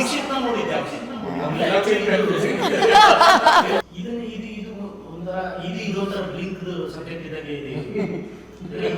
ದೀಕ್ಷಿತ್ ಅವರು ಒಂದು ನಾ ಕಂಡಂತೆ ನೀ ಕಂಡಂತೆ ಉಳಿದವ್ರ ಕಂಡಂತೆ ಅಷ್ಟೇ. ಇದು ಸೂಪರ್ ಇದೆ. ಒಬ್ಬ ಆಕ್ಟರ್ಗೆ ಈ ಥರದೊಂದು ಇದು ಬೇಕು ನಂಗೆ ಅನ್ಸಿತ್ತು. ನಾವು ಅದನ್ನು ಅಲ್ಲ, ಆ ಪಾತ್ರ ಪ್ಲೇ ಮಾಡಕ್ಕೂ ಈ ತರ ಅಪ್ರೋಚ್ ಅಂದ್ರೆ ಹಿಂಗ್ ಮಾಡ್ಲೇಬೇಕು. ಇಷ್ಟು ಡೀಟೇಲ್ಡ್ ಆಗಿ ವರ್ಕ್ ಮಾಡ್ಲಿಲ್ಲ ಅಂದ್ರೆ ಕಷ್ಟ ಸರ್. ಅದೇ ಹೌದು. ನಾನು ಆ್ಯಕ್ಚುಲಿ ನಿಧಿ ಹತ್ರನೂ ಇಷ್ಟು ಡಿಸ್ಕಸ್ ಮಾಡಿರಲಿಲ್ಲ ಯಾವತ್ತು ಪಾತ್ರ ಹಿಂಗೆ ಅಪ್ರೋಚ್ ಮಾಡಿದೆ ಅಂತ. ಇವತ್ತೇ ನಾನು ಜನರಲಿ ಬ್ಲಿಂಕ್ ನಮ್ಮ ಉಷಾ ಮೇಡಮ್ ಹತ್ರ ನಾನು ಜಾಸ್ತಿ ಡಿಸ್ಕಸ್ ಮಾಡ್ತಾ ಇದ್ದೆ. ಅವರೇ ಸಾಕಷ್ಟು ಬಾರಿ ನನಗೆ ಹೇಳಿದ್ದುಂಟು, ಆಯಿತು ಸ್ವಲ್ಪ ಯೋಚನೆ ಮಾಡೋದು ಕಮ್ಮಿ ಮಾಡು. ಬಿಕಾಸ್ ನನ್ನ ಥಾಟ್ ಪ್ರೊಸೆಸ್ ಹೆಂಗೆ ಆಗೋಗಿತ್ತು ಅಂದರೆ, ಒಂದು ಪಾಯಿಂಟ್ ಆಫ್ ಟೈಮಲ್ಲಿ ನಾವು ಕ್ಲೈಮ್ಯಾಕ್ಸಿಗೆ ಹತ್ರ ಬರ್ತಾ ಶೂಟ್ ಮಾಡಬೇಕಾದ್ರೆ ಕ್ಲೈಮ್ಯಾಕ್ಸಿಗೆ ಹತ್ರ ಬರ್ತಾ ಬಹಳ ವಿಚಿತ್ರ ಆಗೋಗಿತ್ತು ಥಾಟ್ ಪ್ರೊಸೆಸ್ಸು. ಆ್ಯಂಡ್ ಸಿನಿಮಾ ಮುಗಿದ್ಮೇಲೆ ನನಗೆ ಅದರಿಂದ ಆಚೆ ಬರೋಕ್ಕೂ ಒಂದು ಸ್ವಲ್ಪ ದಿನ ಬೇಕಾಗಿತ್ತು. ಪ್ರಾಬಬ್ಲಿ ಏನೋ ಒಂದು ಥಾಟ್ ಪ್ರೊಸೆಸ್ಸು, ಏನೋ ಒಂದು ಕಾಡೋದು, ಅಪೂರ್ವನ ಕಾಡೋ ಪ್ರಶ್ನೆ ಇದೆಯಲ್ಲ, ಎಲ್ಲೋ ಒಂದು ಕಡೆ ನನಗೆ ವೈಯಕ್ತಿಕವಾಗಿ ಕಾಡೋಕ್ಕೆ ಶುರುವಾಗಿ ಹೋಗಿತ್ತು. ಹಿಂಗಾದರೆ ಏನು ಅಂತ ಯೋಚನೆ ಮಾಡೋದಕ್ಕೆ ನಾನು ಹೆದರ್ಕೋತಾ ಇದ್ದೀನಿ. ನನ್ನ ಲೈಫಲ್ಲಿ ಹಿಂಗಾದರೆ ಹೇಗೆ ಅಂತ ಯೋಚನೆ ಮಾಡೋದಕ್ಕೆ ನನ್ನ ಒಳಗಿರುವ ಮನಸ್ಸು ಬಿಡ್ತಾ ಇಲ್ಲ ನನ್ನ. ಅದನ್ನ ಒಪ್ಕೊಳ್ಳೋಕ್ಕೂ ಬಿಡ್ತಾಯಿಲ್ಲ. ಬಟ್ ನಾನು ಒಪ್ಕೊಳ್ಳೋದೇ ಅದು ಮಾಡೋಕ್ಕಾಗಲ್ಲ, ಭಯ. ಯಾಕಂದರೆ ಲಾಸ್ಟ್ ಪ್ರೀ ಕ್ಲೈಮ್ಯಾಕ್ಸ್ ಈ ಬ್ಲಾಕ್ ಏನಿದೆ ಅದನ್ನು ನಾನು ಒಪ್ಕೊಳ್ಳೋಕೆ ರೆಡಿ ಇಲ್ಲ ದೀಕ್ಷಿತ್ ಆಗಿ. ಬಟ್ ನಾನು ಒಪ್ಕೊಳ್ಳಿಲ್ಲ ಅಂದರೆ ಅಪೂರ್ವನ ಮಾಡೋಕ್ಕಾಗಲ್ಲ ನಾನು. ಯಾಕಂದರೆ ಅಪೂರ್ವಾಗಿ ನಾನು ಜಸ್ಟಿಸ್ ಕೊಡೋದಕ್ಕಾಗಲ್ಲ. Because I don't know how does that feel. Exactly. ಈಗ ನನ್ನ ಸಿಂಪಲ್ ಕಾನ್ಸೆಪ್ಟ್ ಸರ್, ನಾನು ಯಾವುದೇ ಪಾತ್ರ ಮಾಡಬೇಕಾದ್ರೂ ನಾನು ನೋಡೋದು, ಈ ಪಾತ್ರವನ್ನು ಮೊದಲು ನಾನು ನಂಬಬೇಕು. ನಾನು ನಂಬಿದ್ರೆ ಎದುರುಗಡೆ ಇರುವ ಆಡಿಯನ್ಸ್ನ ನಂಬಿಸ್ಬೋದು. ಈ ಪಾತ್ರವನ್ನು ನಾನೇ ಸಂಪೂರ್ಣವಾಗಿ ನಂಬೋಕ್ಕಾಗಲಿಲ್ಲ ಅಂದರೆ ನಾನು ಎದುರುಗಡೆ ಇರೋನ್ನ ಡೆಫಿನೆಟ್ಲಿ ಕನ್ವಿನ್ಸ್ ಮಾಡೋಕ್ಕಾಗಲ್ಲ ಈ ಪಾತ್ರ ಹೇಗೆ ಅಂತ. ಇದು ನಾನು ನಂಬಿರೋ ಒಂದು ಸಿಂಪಲ್ ನಾನು ಯಾವುದೇ ಪಾತ್ರ ಮಾಡಬೇಕಾದ್ರೆ ನಾನು ಪೂರ್ತಿಯಾಗಿ ನಂಬಿ ಆ ಪಾತ್ರ ಮಾಡಬೇಕು, ಆಗಲೇ ನಾನು ಎದುರುಗಡೆ ಕನ್ವಿನ್ಸ್ ಮಾಡೋಕ್ಕಾಗೋದು. ಇಲ್ಲಾಂದರೆ ಡೆಫಿನೆಟ್ಲಿ ಆಗಲ್ಲ. ಮಾಡೋ ನನಗೆ ಕ್ಲಾರಿಟಿ ಇಲ್ಲ, ನಾನೇ ಕನ್ವಿನ್ಸ್ ಆಗಲಿಲ್ಲ ಅಂತಂದರೆ ನಾನು ಎದುರುಗಡೆ ಇರೋ ಆಡಿಯನ್ಸ್ಗೆ ಹೆಂಗೆ ಕನ್ವಿನ್ಸ್ ಮಾಡಲಿ, ನಾನೇ ಅಪೂರ್ವ ಅನ್ನೋದನ್ನ ಹೆಂಗೆ ಕನ್ವಿನ್ಸ್ ಮಾಡಲಿ, ನಾನೇ ಕನ್ವಿನ್ಸ್ ಆಗಿಲ್ಲ ಅಲ್ಲಿ. ಆ ಥರದ್ದು ಯಾವುದಾದ್ರೂ ಪಾತ್ರ ಸಿಕ್ಕಿ ಈ ಥರದ ಸಂದಿಗ್ಧ ಸ್ಥಿತಿಯಲ್ಲಿ ಸರ್ ಈಗ ಒಂದು ಸಂದಿಗ್ಧ ಸ್ಥಿತಿಯಲ್ಲಿ ಇದ್ದೀನಿ, ಮತ್ತೆ ಇನ್ನೊಂದು ಪಾತ್ರದಲ್ಲಿ ಇದೇ ಥರದ ಒಂದು ಚಾಲೆಂಜಿಂಗ್ ಪಾತ್ರ ಮಾಡ್ತಾ ಇದ್ದೀನಿ. ಅದರಲ್ಲಿ ಮತ್ತೆ ಅದೇ ಮನಸ್ಥಿತಿಯಲ್ಲಿದ್ದೀನಿ. ಅಂದರೆ ನಾನು ಅದಕ್ಕೆ ಹೇಳಿದ್ದು, ನನಗೆ ಸಿನಿಮಾಯಿಂದ ಸಿನಿಮಾ ಮಾಡ್ತಾ ಮಾಡ್ತಾ ಮಾಡ್ತಾ ಒಂದು ನಾನು ಕಂಡುಕೊಂಡಂಥ ಸತ್ಯ ಏನು ಅಂತಂದರೆ, ಪ್ರತಿ ಸಿನಿಮಾ ಆದಾಗಲೂ ನಾನು ಸಿನಿಮಾ ಶುರುವಾದಾಗ ಏನಿದ್ದೆ, ಸಿನಿಮಾ ಮುಗಿಯೋಷ್ಟರಲ್ಲಿ ನಾನು ನಿಜವಾಗ್ಲೂ ಎಲ್ಲೋ ಒಂದು ಮಟ್ಟಿಗೆ ಪಾಸಿಟಿವ್ ವೈಸಾಗೇ ಜಾಸ್ತಿ ಅನ್ಕೋತೀನಿ. ಬಟ್ ಪಾಸಿಟಿವ್ ನೆಗೆಟಿವ್ ಆಗ ಒಟ್ಟಿನಲ್ಲಿ ಒಂದಿಷ್ಟು ಬದಲಾವಣೆ ನನ್ನ ಮೇಲೆ ವೈಯಕ್ತಿಕವಾಗಿ ಆಗಿರುತ್ತೆ. ಆ ಕ್ಯಾರೆಕ್ಟರ್ಗೆ ಅಪ್ರೋಚ್ ಮಾಡ್ತಾ ಮಾಡ್ತಾ ಆ ಕ್ಯಾರೆಕ್ಟ್ರಿಂದ, ಆ ಕಥೆಯಿಂದ ಅದಕ್ಕೆ ಹೇಳಿದೆ, ಪಾಸಿಟಿವ್ ಆಗಿ ಅದನ್ನು ಕೊಲೆಗಡಕನ ಪಾತ್ರ ಆದರೆ ಯಾಕೆ ಅದನ್ನು ಮಾಡಬಾರ್ದು ಅಥವಾ ಯಾಕೆ ಅದು ಮಾಡೋ ತಪ್ಪು. ಪ್ರಾಬ್ಲಮ್ ನಾವೀಗ ನೀವು ಹೇಳಿದ ಕಡೆಗೇ ನಾನು ಯಾವುದೋ ಒಬ್ಬ ಕೊಲೆಗಡಕನ್ನ ಇವನು ಕೊಲೆಗಡಕ ಅಂತ ನಾನು ಈಸಿಯಾಗಿ ಹೇಳ್ಬೋದು. ಆದರೆ ಅವನ ಮನಸ್ಥಿತಿಗೆ ಬಂದಾಗ ಅವ್ನು ಯಾಕೆ ಕೊಲೆ ಮಾಡಿದ, ಕಾರಣಗಳು ಏನಿರಬಹುದು, ಅವನು ಕೊಲೆ ಮಾಡುವ ಅನಿವಾರ್ಯತೆ ಏನಿತ್ತು, ಹಿಂಗೆ ಹೋಗ್ತಾ ಹೋಗುತ್ತೆ. ಮೇಲಿಂದ ನೋಡಿದಾಗ ಇನ್ನೊಬ್ಬ ಕೊಲೆಗಾರ, ಬಟ್ ನಾವು ಒಳಗೆ ಧುಮುಕ್ದಾಗ, ಮೋಸ್ಟ್ಲಿ ಅವ್ನ ಮನಸ್ಥಿತಿಗೆ ನಾವು ಧುಮುಕ್ದಾಗ, ಪ್ರಾಬಬ್ಲಿ ನಾನು ಮಾಡಿರೋ ಸಿನಿಮಾಗಳಿಗೆ ನನಗೆ ಏನು ಅರ್ಥ ಆಯ್ತು ಇವತ್ತು ಅಂತಂದರೆ, ಯಾರೋ ಒಬ್ಬರನ್ನ ನಾನು ಈಸಿಯಾಗಿ ಇವನಿದು ಅಂತ ಹೇಳೋಕ್ಕಾಗಲ್ಲ. ನನಗೆ ಇವಾಗ ಪ್ರತಿ ಸತಿ ನಾನು ಓಕೆ ಇವನು ಹೀಗಾಗಿದ್ದಾನೆ ಅಂತಂದರೆ, ಈ ವ್ಯಕ್ತಿ ಹೀಗಾಗಿದ್ದಾನೆ ಅಂತಂದರೆ ಅವನ ಜೀವನದಲ್ಲಿ ಏನೆಲ್ಲ ಆಗಿರಬಹುದು, ಹಿನ್ನೆಲೆ ಏನಿರ್ಬೋದು, ನನ್ನ ತಲೆ ಹಂಗೆ ಯೋಚನೆ ಮಾಡುತ್ತೆ ಇವಾಗ. That is because of the films I am doing. So okay ಇವನು ಈ ರೀತಿ ಈ ಥರದ್ದು ಒಂದು ಕಾರ್ಯ ಮಾಡಿದ್ದಾನೆ ಅಂತಂದರೆ ಇವನು, ಸೊ ಇವನು ಏನು ಅಂದರೆ ಇವನು ಏನೆಲ್ಲ ಅನುಭವಿಸಿರ್ಬೇಕು ಇವನೊಬ್ಬ ವ್ಯಕ್ತಿಯಾಗಿ, ಇವನ ಮನಸ್ಥಿತಿ ಹೇಗಿರ್ಬೋದು, ಆ ಮಾಡೋಕ್ಕಿಂತ ಮುಂಚೆ ಮನಸ್ಥಿತಿ ಹೇಗಿರ್ಬೋದು. ಯಾಕಂದರೆ ಸುಮ್ಮನೆ ಫನ್ಗಂತೂ ಯಾರು ಯಾವುದನ್ನು ಅಷ್ಟು ಎಕ್ಸ್ಟ್ರೀಮ್ ಆಗಿ ಯಾವುದೂ ಮಾಡೋದಿಲ್ಲ. ಸೈಕೋಪಾತ್ಸ್ ಅದು ಹೋಲ್ ಡಿಫ್ರೆಂಟ್ ಸಬ್ಜೆಕ್ಟ್. ಹಾಂ, ಅಂದರೆ ಅವ್ರು ಹೇಳ್ತಿರುವಾಗ ನಾನು ನಮ್ಮ ಸಿನಿಮಾ ರನ್ ಥ್ರೂ ಅದು ನೋಡ್ಕೊಂಡು ಹೋದ್ಮೇಲೆ ಈ ಡೆಜಾವು ಅದಲ್ಲ ಸಿನಿಮಾ ಅಂದ್ರೆ ಫಸ್ಟ್ ಕಾಪಿ ನಾನು ನೋಡಿದ್ಮೇಲೆ ಅದಾಗಿದ ತಕ್ಷಣ ಯಾವುದೋ ಒಂದು ಸಿಚುವೇಶನ್ ಅಲ್ಲಿ ಡೆಜಾವು ಫೀಲಿಂಗ್ ಏನೋ ಬಂತು. Then I started thinking, what if this is that world and deja vu feeling is like me watching and ಇಲ್ಲಿ ಬಂದ್ಬಿಟ್ಟು ಎಲ್ಲೋ ನೋಡ್ತಾ ಇದೀನಿ ಈ ತರ. ಅದಾದ್ಮೇಲೆ ತುಂಬಾ ಯೋಚನೆ ಮಾಡ್ತಿದ್ದೆ, ಆ ಥರದೆಲ್ಲ ಏನಾಗ್ತಾ ಇಲ್ಲ, ದಿಸ್ ಇಸ್ ದ ರಿಯಾಲಿಟಿ ಅನ್ಕೊಂಡೆಲ್ಲ. ಅದು ನೆನಪಾಯ್ತು, that's why I was laughing. ನನಗೆ ಅಂದ್ರೆ ಟು ಪ್ಲೇ ದೇವಕಿ ಓನ್ಲಿ ಒಂದು ಚಾಲೆಂಜ್ ಒಂದು ಥರದಲ್ಲಿ. ಯಾಕಂದ್ರೆ ಇವಾಗ ನಾನು ಸಿಟಿಯಲ್ಲಿ ಓದಿ ಬೆಳೆದಿರೋದು ಆ್ಯಂಡ್ ನನ್ನ ಕಲ್ಚರ್ ಡಿಫ್ರೆಂಟ್, ನನಗಿದ್ದಿದ್ದು ಫ್ರೆಂಡ್ಸ್, ಟೀಚರ್ಸ್, ಆ ಥರದ್ದು ಎಷ್ಟೊಂದು ಬೇರೆ ಬೇರೆ ಎಕ್ಸ್ಪೀರಿಯನ್ಸಸ್ ವೇರಿ ಆಗಿರುತ್ತಲ್ವ. ಸೊ ಅದರಿಂದ ನಾನು ಒಂದು ಚೈತ್ರ ಆಗಿ ಇರ್ತೀನಿ. ಸೊ ಆ ಚೈತ್ರನ ಹೊರಗಿಟ್ಟು ದೇವಕಿ ಈಸ್ ಲೈಕ್, ನೀವು ನನಗೆ ಒಂದು ಜಿಸ್ಟಲ್ಲಿ ಹೇಳಿದ್ದು ಅವಳ ಕ್ಯಾರೆಕ್ಟರ್ ಬಗ್ಗೆ, she is a strong independent women ಆಗಬೇಕು ಆ ಕಾಲದಲ್ಲಿ ಇರುವ ಅಂತ ಯಾವುದೋ ಒಂದು ಟೈಮ್ ಝೋನಲ್ಲಿ ಇರ್ತಾಳೆ ಅವಳು. ಸೊ ಆ ಟೈಮಲ್ಲಿ ಅವಳು ಒಂದು ಸ್ಟ್ರಾಂಗ್ ವುಮೆನ್, ಬಟ್ ಅವಳಿರೋ ಪರಿಸ್ಥಿತಿಗಳಲ್ಲಿ she is still innocent, she is still ಆ ಪ್ರಾಂತ್ಯಕ್ಕೆ ತಕ್ಕಂಗೆ ಸ್ಟ್ರಾಂಗ್ ವುಮೆನ್, ಸಿಟಿಗೆ ತಕ್ಕನಂಗೆ ಸ್ಟ್ರಾಂಗ್ ವುಮೆನ್ ಅಲ್ಲ. ಸೊ ನನ್ನಲ್ಲಿರುವಂಥ they was so much for me to and from Chaitra's character to be Devaki. Innocence ಇರಬೇಕು, ಬಟ್ ಅದು ನಾಟಕೀಯ ಅನಿಸ್ಬಾರ್ದು. ಆ್ಯಂಡ್ ಏನೋ ಆ ಎಕ್ಸೈಟ್ಮೆಂಟ್ ಕಾಣಿಸ್ಬೇಕು, ಬಟ್ ನನ್ನ ಎಕ್ಸ್ಪೀರಿಯನ್ಸ್ ಕಾಣಿಸ್ಬಾರ್ದು, ಚೈತನ್ಯ ಎಕ್ಸ್ಪೀರಿಯನ್ಸ್ ಕಾಣಿಸ್ಬಾರ್ದು, ಬಟ್ ದೇವಕಿ ಎಕ್ಸೈಟ್ಮೆಂಟ್ ಕಾಣಿಸ್ಬೇಕು. ಸೊ ಇದೆಲ್ಲನೂ ಲೈಕ್ ಆ ಚಿಕ್ಕ ಚಿಕ್ಕ ಎಲಿಮೆಂಟ್ಸ್ನ ಪ್ಲೇ ಅದು ಹೇಳಿದಾಗ ನನಗೆ ಆ ಚಾಲೆಂಜ್ ಅನಿಸಿದ್ದು, ಇದನ್ನು ಮಾಡಬೇಕು ಅಂತ ಅನಿಸಿದ್ದು ಅದು ಒಂದು. ಆ್ಯಂಡ್ ನನಗೆ ಎಸ್ಪೆಷಲಿ ಒಂದು ಮಗು ಡೆಲಿವರಿ ಮಾಡೋ ಸೀನ್ ಇದೆ. ನನಗೆ I don't no one thing about being a mother. ನಾನು ನಮ್ಮ ಅಮ್ಮನ ಜೊತೆ ಜಗಳ ಆಡೋದು ಅಂತ ಗೊತ್ತುಬಿಟ್ರೆ ಇನ್ನು ಈ ಥರದ್ದೆಲ್ಲ ನನಗೆ ಹೌ ಡು ಯು ಈವನ್ ಏನೋ ಆ ಕನ್ಸೀವ್ ಆಗೋ ಎಕ್ಸ್ಪೀರಿಯನ್ಸು ಇಲ್ಲ ಅಂದಾಗ ಡೆಲಿವರ್ ಮಾಡೋದು ಎಲ್ಲಿಂದ ಬಂತು. ಸೊ ಅದು ಒಂದು ಸ್ವಲ್ಪ ಸಿಕ್ಕಾಪಟ್ಟೆ ಅದು ತುಂಬ ತಲೆ ಕೆಡ್ಸ್ಕೊಂಡಿದ್ದೀನಿ ಆ್ಯಕ್ಚುಲಿ ಆ ಸೀನ್ಗೆ.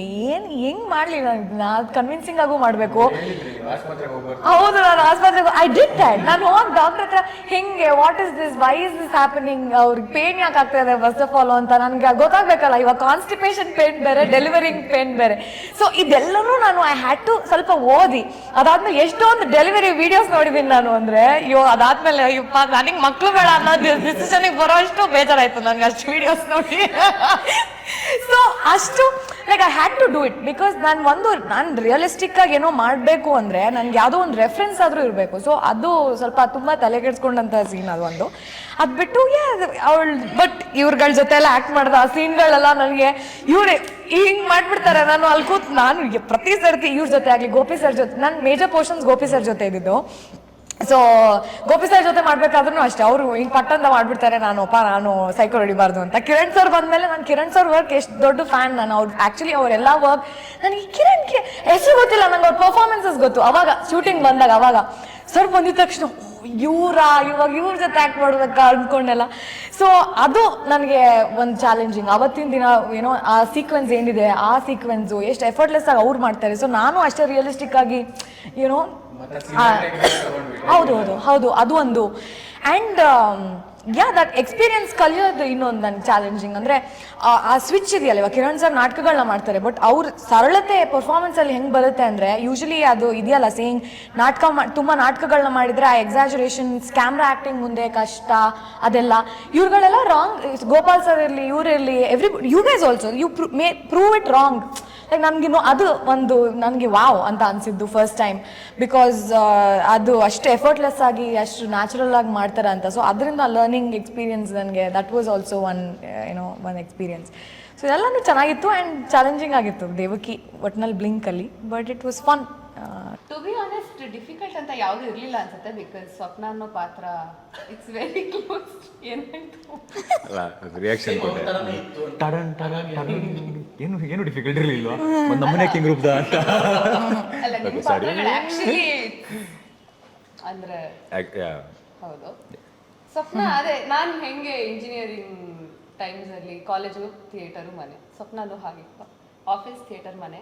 ಬಟ್ ಒಂದು ಸೀನ್ ಹೇಳಬೇಕು ಅಂದರೆ ಚಾಲೆಂಜಿಂಗ್ ಅನಿಸಿದ್ದು ಅವ್ರ ಮನೇಲಿ ಜಗಳ ಆಡೋದೊಂದು ಸೀನ್ ಇದೆಯಲ್ಲ, ಆವಾಗ ಅಲ್ಲಿ ಗಿವ್ ಆ್ಯಂಡ್ ಟೇಕ್ ಆಗಬೇಕು. ಬಟ್ ಗಿವ್ ಆ್ಯಂಡ್ ಟೇಕ್ ಆಗಬಾರ್ದು, ಯಾಕೆಂದರೆ I won't be giving that energy back. He'll be yelling, he'll be going crazy. But ನನಗದು ಅರ್ಥ ಆಗ್ತಿರಲಿಲ್ಲ. ಆ ಚಾಲೆಂಜಿಂಗ್ ಏನಕ್ಕೆ ಅಂದರೆ ಆ್ಯಸ್ ಅ ಮಂದಾರ ಏನಕ್ಕೆ why is going through that ಅಂತ. ಬಟ್ ಅದನ್ನ ತಡೆದಿಟ್ಕೊಂಡು ಏನೂ ಗೊತ್ತಿಲ್ಲ ಇರೋ ಥರ ಏನೂ ಗೊತ್ತಿಲ್ಲ. ಹಾಂ, ಅವಳಿಗೆ ಏನೋ ಹೇಳ್ತಾ ಇದ್ದಾನೆ ಅಂತ ಅದೊಂದು ಸ್ವಲ್ಪ ಚಾಲೆಂಜ್. ಯಾವ್ದು ಸರ್ ಇರೋ ಸೀನ್ಸ್ ಅಲ್ಲಿ ನಿಮ್ಗೆ ತುಂಬಾ ಇಂಪ್ರೆಸಿವ್ ಅನ್ಸಿದೆ ಅಥವಾ ತುಂಬಾ ಡಿಫಿಕಲ್ಟ್ ಅನ್ಸಿದೆ? ಅದೇ ಡಬ್ಬಿ ಬೀಳುತ್ತಲ್ಲ ತಲೆ ಮೇಲೆ ಗೋಧಿ ಬೀಳ, ಅದು ಚೆನ್ನಾಗಿತ್ತು. ಅಲ್ಲಿ ಏನಂದ್ರೆ ಅಲ್ಲೊಂದು ಬಾಗಿಲಿಗೆ ಅವನಿಗೆ ಹೊಡಿಬೇಕು, ನನ್ನ ತಳ್ಳಬೇಕು, ಯಾರು ನಮ್ಮ ಸಂದೇಶ ವಜ್ರತಿ ಅವ್ರಿಗೆ ತಳ್ಳಬೇಕು, ಅವ್ರಿಗೆ ಅದು ಏಟ್ ಆಗ್ಬೇಕು. ಯಾಕಂದ್ರೆ ನೆಕ್ಸ್ಟ್ ಸೀನ್ ಶೂಟ್ ಮಾಡ್ಬಿಟ್ಟಿದೀವಿ, ಅವನಿಗೆ ಇಲ್ಲೇ ಆಗ್ಬೇಕು, ಬೇರೆ ಕಡೆ ಆಗೋದಿಲ್ಲ. ತಲೆನೋವು ಸರ್, ಕಂಟಿನ್ಯೂಟಿ ಮಾಡೋದು. ಹೌದು, ಒಬ್ಬ ಕ್ಯಾಮರಾ ಬಂದ್ಬಿಟ್ರೆ ಇರೋ ಜಾಗಕ್ಕೆ ಇಲ್ಲ, ಇಷ್ಟು ಸಣ್ಣ ಅಂದ್ರೆ ಅದು ನಾವು ಪಾತ್ರವಾಗಿ ಆ ಕ್ಯಾಮ್ರಾಗೊಂದು ಆ್ಯಕ್ಟ್ ಮಾಡ್ಬೇಕಲ್ಲ, ಅದು ಭಾಳ ಅದು ಅದು ಹಂಗಂತ ಕ್ಯಾಮ್ರಾ ಇದೆ ಅಂತಲೂ ನನಗೆ ಗೊತ್ತಾಗ್ತದೆ. ನಾನು ಅಲ್ಲಿ ಕ್ಯಾಮ್ರಾ ಇದೆ ಅಂತ ಗೊತ್ತು ನನಗೆ, ಹಿಂಗೆ ನೋಡಿದ್ರೆ ಎಲ್ಲೆಲ್ಲಿ ಏನಿದೆ ಅಂತ ಗೊತ್ತು. ಆದರೆ ನಾನಾ ಪಾತ್ರದೊಳಗಡೆ ಇಟ್ಕೊಂಡು ಆ ಡಬ್ಬ ಕರೆಕ್ಟ್ ಅದ್ರ ಮುಂದೆನೇ ಅದು ಗೋಧಿ ಹಿಟ್ಟು ಬೀಳಬೇಕು. ಆಮೇಲೆ ಅವ್ನು ಬಂದವಾಗ ಅವನು ಅದ್ರ ಪಕ್ಕಕ್ಕೆ ಹೋಗಿ ಬೀಳಬೇಕು. ಇವೆಲ್ಲ ಸ್ವಲ್ಪ ಟೆಕ್ನಿಕಲ್. ಇಷ್ಟಿಷ್ಟೇ ನಾನು ನಾಟಕದಲ್ಲಿ ಮಾಡಿದಾಗ ಹೆಂಗೆ ಬೇಕಾದ್ರೆ ಹಂಗೆ ಮಾಡಿದ್ರೆ ಅವ್ನು ಸೈಡ್ ಹಿಂಗಿಗಾದ್ರೂ ಹೋಗ್ಲಿ, ಏಪ್ರನ್ ಎಲ್ಲ ಹೋಗ್ಲಿ ನಡೆಯುತ್ತೆ. ಅದೊಂಥರ ಜಾಗನೂ ಚಿಕ್ಕದು, ಅದೊಂಥರ ಸ್ವಲ್ಪ ಚಾಲೆಂಜಿಂಗ್ ಅಂತ ಅನ್ನಿಸ್ತು. ಆಮೇಲೆ ಆ ಸೀನಲ್ಲಿ ನೀವು ಅಷ್ಟು ಮಲ್ಟಿಪಲ್ ಪರ್ಸನಾಲಿಟಿ ಥರ ಬಿಹೇವ್ ಮಾಡಬೇಕಿತ್ತು. ಹಂಗೆ ಅನ್ಸ್ತು. ನನ್ನ ಒಳಗಡೆ ಏನೋ ನಡೀತಾ ಇರುತ್ತೆ, ಇವ್ನು ಯಾರು ಇವನು ಅಂತ ಹೇಳ್ತೀನಿ, ಏನೋ ವಿಚಿತ್ರವಾಗಿತ್ತು ಅದು. ನಮಗೂ ಮಾಡಿದಂತಾರೆ. ನೀವೇನು ಕಂಟಿನ್ಯೂಟಿ ಹೇಳಿದ್ರಿ, ನೀರೊಳಗೆ ಬೀಳೋ ಸೀನು ಶೂಟ್ ಆಗಿಬಿಟ್ಟಿದೆ ಆಲ್ರೆಡಿ. ನಾವು ಗೋಪುರ ಇಟ್ಕೊಂಡು ನೀರೊಳಗಡೆ ಶೂಟ್ ಮಾಡ್ತಾ ಇದ್ದೀವಿ. ಒಂದಿಷ್ಟು ಸೀಕ್ವೆನ್ಸ್ಗಳು ಆಲ್ರೆಡಿ ಆಗೋಗಿದೆ. ನಾನು ಗೋಪಿ ಸರ್ನ ಎತ್ತಾಕೋದು ಎಲ್ಲ ಒಂದು ಸೀಕ್ವೆನ್ಸ್ ಆಗೋಗಿದೆ. ಹಾಗೆ ಎತ್ತಾಕಬೇಕು ಅಂತಿದ್ದಾನೆ. ನೀರೊಳಗಡೆ ಮುಳ್ಕೊಂಡಿದ್ದೀನಿ ನಾನು. ಅದು ಹಿಂಗೆ ತಿರುಗ್ಬೇಕು, ನೀವು ಹಿಂಗೆ ಹಾಕಬೇಕು ಅಂತಾನೆ ನೀರೊಳಗಡೆ. ನೀರೊಳಗೆ ಕಂಟಿನ್ಯೂಟಿ. ನೀರೊಳಗೆ continuity. What he does is, ಅವ್ರು ಯಾವತ್ತೂ ಡಿಸಪಾಯಿಂಟೇ ಮಾಡಲ್ಲ ಸರ್. ನಾವು ಹೆಂಗಾದ್ರೂ ಆ್ಯಕ್ಟ್ ಮಾಡಿದರೆ ಚೆನ್ನಾಗಿಲ್ಲ ಅಂತ ಹೇಳಲ್ಲ, ಮ್ಯಾಮ್ ಚೆನ್ನಾಗಿತ್ತು ಮ್ಯಾಮ್ ಇನ್ನೊಂದು ಮಾಡ್ಬಿಡೋಣ ಸಖತ್ತಾಗಿತ್ತು ಇನ್ನೊಂದು ಮಾಡೋಣ ಇನ್ನೊಂದು ಚಾಲೆಂಜಿಂಗ್ ಅನ್ಸಿದೆ ಏನು ಅಂದ್ರೆ ಆಕ್ಚುಲಿ ಬ್ಲಿಂಕ್ ಹೋಲ್ಡ್ ಮಾಡ್ಬೇಕಲ್ಲ. ಎಸ್ ನಾನು ಅದೊಂದು ನೀವು ಮುಗಿಸಿ. ಕ್ಯಾಮ್ರಾ ಹಿಂಗೆ ಸರ್ಕ್ಯುಲರ್ ಟ್ರ್ಯಾಕ್ ಅಲ್ಲಿ ಹೋಗ್ಬಿಟ್ಟು ಬರುತ್ತೆ, ಇವ್ರು ಆರಾಮಾಗಿ 2 ತಿಂಗಳಿಂದ ಕ್ಲೀನ್ ಆಗಿ ತ್ರಾಟಕಗಳೆಲ್ಲ ಮಾಡ್ಕೊಂಡು ಎಕ್ಸರ್ಸೈಸ್ ಮಾಡ್ಕೊಂಡು ಇಲ್ಲಿ ಬಂದ್ಮೇಲೆ ನಾನು ಹೋಲ್ಡ್ ಮಾಡ್ಬೇಕು, ನನಗೆ ಗೊತ್ತಿಲ್ಲ ಮೇಡಮ್ ಬ್ಲಿಂಕ್ ಹೋಲ್ಡ್ ಮಾಡ್ಬೇಕು, ಕ್ಯಾಮ್ರಾ ಇಲ್ಲಿ ಬರುತ್ತೆ, ನಾನು ಯಾವಾಗ ಕಟ್ ಹೇಳ್ತಾರೆ ಅಂತ ಕೇಳ್ತಾರೆ. ಆಯ್ತು ಒಂದು 4-5 ಟೇಕ್ ಬ್ಲಿಂಕ್ ಮಾಡಿದೆ, ಆಮೇಲೆ ಸಿಕ್ತು ಅನ್ಸುತ್ತೆ ಪ್ರಾಬಬ್ಲಿ. ಈ ಸಿನಿಮಾದಲ್ಲಿ ನನಗೆ ಚಾಲೆಂಜಿಂಗ್ ಅದೆಲ್ಲ ಜೊತೆಗೆ ಕಣ್ಣನ್ನು ಬ್ಲಿಂಕ್ ಮಾಡದೆ ಆ್ಯಕ್ಟ್ ಮಾಡದೆ ಟ್ರೈ ಮಾಡಿದ್ದೀನಿ ಸರ್. ನೀವು ಕರೆಕ್ಟಾಗಿ ಸೂಕ್ಷ್ಮವಾಗಿ ನೋಡಿದ್ರೆ ನಾನು ನಮ್ಮ ಎಡಿಟ್ರು ಕರೆಕ್ಟು ಕ್ಯಾರೆಕ್ಟರ್ ಇಡೀ ಸಿನಿಮಾ ನಾನು ಆ್ಯಕ್ಟ್ ಮಾಡುವಾಗ ಬ್ಲಿಂಕ್ ಮಾಡಿಲ್ಲ, ಆದಷ್ಟು ಮಾಡದೇ ಇರೋದಕ್ಕೆ ಪ್ರಯತ್ನ ಪಟ್ಟಿದ್ದೀನಿ ಈ ಸಿನಿಮಾದಲ್ಲಿ. ದಿಸ್ ಇಸ್ ವಾಟ್ ಸಮಥಿಂಗ್ ತುಂಬ ಕ್ಲೋಸ್ ಆಗಿ ಅಬ್ಸರ್ವ್ ಮಾಡಿ, ಗೊತ್ತಿಲ್ಲ ನಮ್ಮ ಎಡಿಟರ್ ಮಧ್ಯದಲ್ಲಿ ಯಾವ್ದಾದ್ರು ಒಂದು ಹಿಂಗಂದಿರೋದು ಆಗ್ತಿದೆ ಗೊತ್ತಿಲ್ಲ ನನಗೆ. ಕೆಲವು ಟೈಮ್ ಬೇಕು ಕಣ್ಮಿಟಿಕ್ಸ್, ಕೆಲವು ಟೈಮು ಕಾನ್ಷಿಯಸ್ಲಿ ಬೇಕು ಅಂದಿರೋ ಕಡೆ ಕೊಟ್ಟಿದ್ದೀನಿ. But 80% of the film 70 to 80% of the film ನಾನು ಮೇಜರ್ ಸೀನ್ಸ್ಗಳಲ್ಲಿ ಬ್ಲಿಂಕ್ ಮಾಡಿಲ್ಲ. ಬಿಕಾಸ್ ಕತೆಗೂ ಪೂರಕವಾಗಿದೆ. ಬಿಕಾಸ್ ಅವ್ನಿಗೆ ಆ ಶಕ್ತಿ ಇರುತ್ತೆ, ಬ್ಲಿಂಕ್ ಮಾಡದೆ ಹೋಲ್ಡ್ ಮಾಡುವಂಥ ಶಕ್ತಿ ಇರುತ್ತೆ. ಸೊ ಅದನ್ನು ಟ್ರೈ ಮಾಡೋಕ್ಕೆ ಶುರು ಮಾಡಿದಾಗ ಅದೇ ಇವ್ರು ಹೇಳೋದು ನಂಗೆ ನೆನಪು ಮರ್ತೇ ಹೋಗ್ಬಿಟ್ಟಿದ್ದೀನಿ ನಾನು ಅದನ್ನು. ಸೊ ಪ್ರಾಕ್ಟೀಸ್ ನಾನೆಲ್ಲೋ ಒಂದು ಕ್ಯಾಂಪ್ಗೆ ಹೋಗಿದ್ದೆ, ಅಲ್ಲಿ ನನಗೆ ಹೇಳ್ಕೊಟ್ಟಿದ್ರು ಕ್ಯಾಂಡಲ್ನ ಇಟ್ಕೊಂಡು ಕತ್ಲೆ ಕೋಣೆಯಲ್ಲಿ ಕ್ಯಾಂಡಲ್ನ ಇಟ್ಕೊಂಡು ಕ್ಯಾಂಡಲ್ನ ಮಾತ್ರ ದಿಟ್ಟಿಸಿ ನೋಡ್ತಾ ಇರೋದು ಎಕ್ಸೈಸ್. ಅದು ಏಕಾಗ್ರತೆ. ಸೊ ನಂದು ಇನ್ನೊಂದು ಕ್ವಶನ್ ಇದೆ, ಅಂದರೆ ಇದಾದ್ಮೇಲೆ ಲಾಸ್ಟ್ ಕ್ವಶನ್ ಹೋಗ್ತೀನಿ. ಇದು ಪ್ರೀ ಕ್ಲೈಮ್ಯಾಕ್ಸ್. ಸೊ ನಿಮಗೆ ತೋರಿಸಿದ ಕಾಪಿನ ನಿಮ್ಗೆ ನೋಡಿದಾಗ ನಿಮ್ಮ ರಿಯಾಕ್ಷನ್ ಹೇಗಿತ್ತು ಅಂತ? ಯಾಕಂದ್ರೆ ಸ್ಕ್ರಿಪ್ಟ್ ಕೇಳಿದಾಗ ಒಂದು ರಿಯಾಕ್ಷನ್ ಇರುತ್ತೆ, ನಮ್ಮ ಜೊತೆ ಇಷ್ಟು ದಿನ ಟ್ರಾವೆಲ್ ಮಾಡಿದ ಮೇಲೆ ಒಂದು ಫೈನಲ್ ಕಾಪಿ ನೋಡಿದಾಗ ಒಂದು ರಿಯಾಕ್ಷನ್ ಇರುತ್ತೆ. ಏನೇ ಆಗಿರ್ಬೋದು, ಪಾಸಿಟಿವ್ ನೆಗೆಟಿವ್ ಏನಿದ್ರು ಪರವಾಗಿಲ್ಲ, ಅಂದರೆ ಓಪನ್ ಆಗಿ ಶೇರ್ ಮಾಡಬೇಕು. ಅಂದರೆ ನನಗೆ ಪೇಪರಲ್ಲಿ ಏನಿತ್ತು ಅದನ್ನು ಎಕ್ಸಿಕ್ಯೂಟ್ ಮಾಡೋದು ಕಷ್ಟ. ಅಂದರೆ ಅವಾಗ ನಾನು ಆ್ಯಕ್ಚುಲಿ ಸ್ಕ್ರೀನ್ ಮೇಲೆ ನೋಡಿದಾಗ ಇಷ್ಟು ಕಾಂಪ್ಲಿಕೇಟೆಡ್ ಇತ್ತ ಆ ಸ್ಕ್ರಿಪ್ಟು ಅಂತ ಅನಿಸೋ ಹಂಗೆ. ಬಿಕಾಸ್ ಎಷ್ಟು ಎಡಿಟ್ ಅಲ್ಲಿ ಇಲ್ಲಿ ಹೋಗ್ತಾ ಇರುತ್ತೆ, because we are travelling constantly. So ಅದನ್ನು ನೀಟಾಗಿ ಆ ಡೆಲಿವರ್ ಮಾಡಿದ್ದೀರಾ ಅನ್ನೋದು ಒಂದು ಖುಷಿ. And first time editor also is first time edit ಮಾಡ್ತಿರೋದು full fledged film, and he's done such a good job. Because ಆ ಎಡಿಟಲ್ಲಿ ನಮ್ಮನ್ನೆಲ್ಲರೂ ಕನ್ಫ್ಯೂಸ್ ಮಾಡಿ ಇಟ್ಬಿಡ್ಬೋದು, ಏನೋ ಅರ್ಥ ಆಗ್ತಾಯಿಲ್ಲ ಈ ಸಿನಿಮಾ ಅಂದು ಅನ್ಸ್ಬೋದು.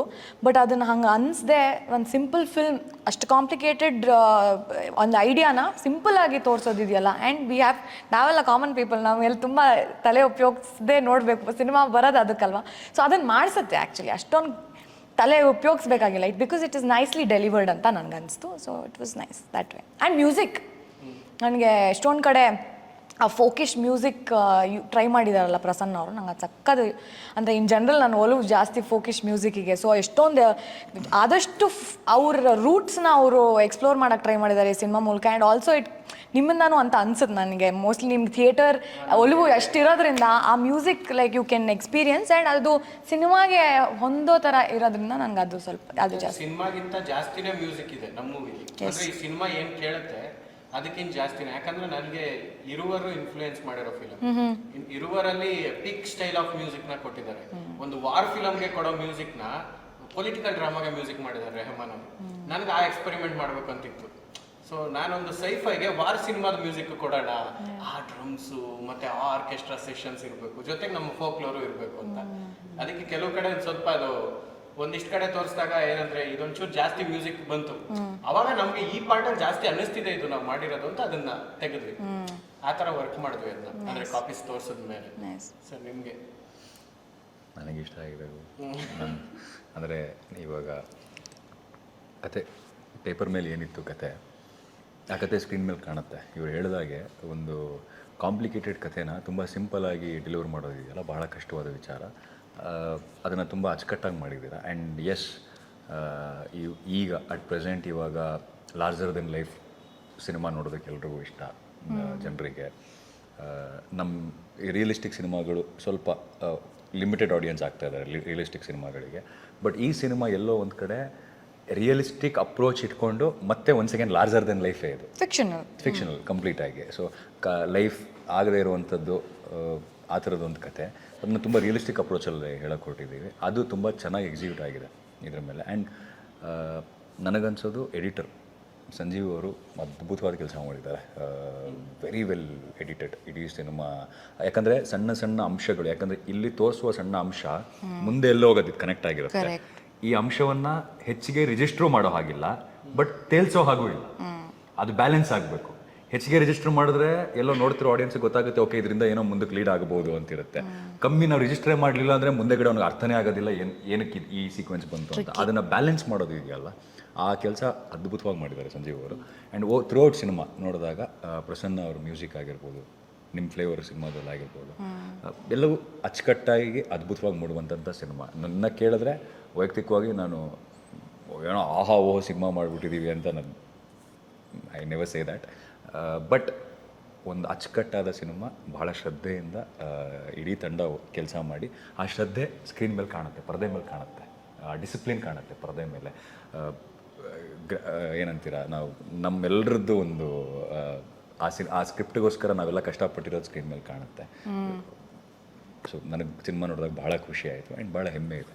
ಈ ಥರದ ಸಿನಿಮಾನ ಎಲ್ಲ ಕಲಾವಿದರು I want to thank, because ನನ್ನ ಸಿನಿಮಾದ ನಾನು ಇದೇ ಮೇಲೆ ತೊಗೊಂಡಿದ್ದೀನಿ. So I want to thank Chaitra, I want to thank Mandara, I want to thank Kiran sir, Gopi sir, ಎಲ್ರಿಗೂ. ಯಾಕಂದರೆ ಈ ಥರ ಸ್ಕ್ರಿಪ್ಟ್ ಅಂತ ಬಂದಾಗ ಎಲ್ಲರೂ ಒಂದು ಸೆಕೆಂಡ್ ಯೋಚನೆ ಮಾಡ್ತೀವಿ, ಮಾಡಿದ್ರೆ ಏನಾಗ್ಬೋದು, ಮಾಡದೇ ಇದ್ದರೆ ಏನಾಗ್ಬೋದು, ಮಾಡಬೇಕಾ ಇದನ್ನು, ಅಥವಾ ಹೇಗೆ ಏನು ಎತ್ತ ಅಂತ ಸಾಕಷ್ಟು ಯೋಚನೆಗಳು ಬರುತ್ತೆ. ಬಟ್ ಅದನ್ನೆಲ್ಲ ಮೀರಿ ಇಲ್ಲ ಈ ಥರದೊಂದು ಸಿನಿಮಾ ಮಾಡಬೇಕು ಅಂತ ಕಲಾವಿದರೆಲ್ಲ ಒಟ್ಟಿಗೆ ಬರೋದು ಇದೆಯಲ್ಲ. ಈಗ ನನಗೇನು ಟೇಕವೇ, ಹೀರೋ ಆಫ್ ದ ಫಿಲ್ಮ್ ನೀನೇ ಹೀರೋ ಅಲ್ವನಪ್ಪ, ನೀನೇ ಕಾಣೋದು ಟೇಕವೇ ನನಗೆ. ಬಟ್ ಎಲ್ಲ ಕಲಾವಿದರು ಸೇರಿದ್ರೆ ತಾನೇ ಒಂದು ಸಿನಿಮಾ ಆಗೋದು.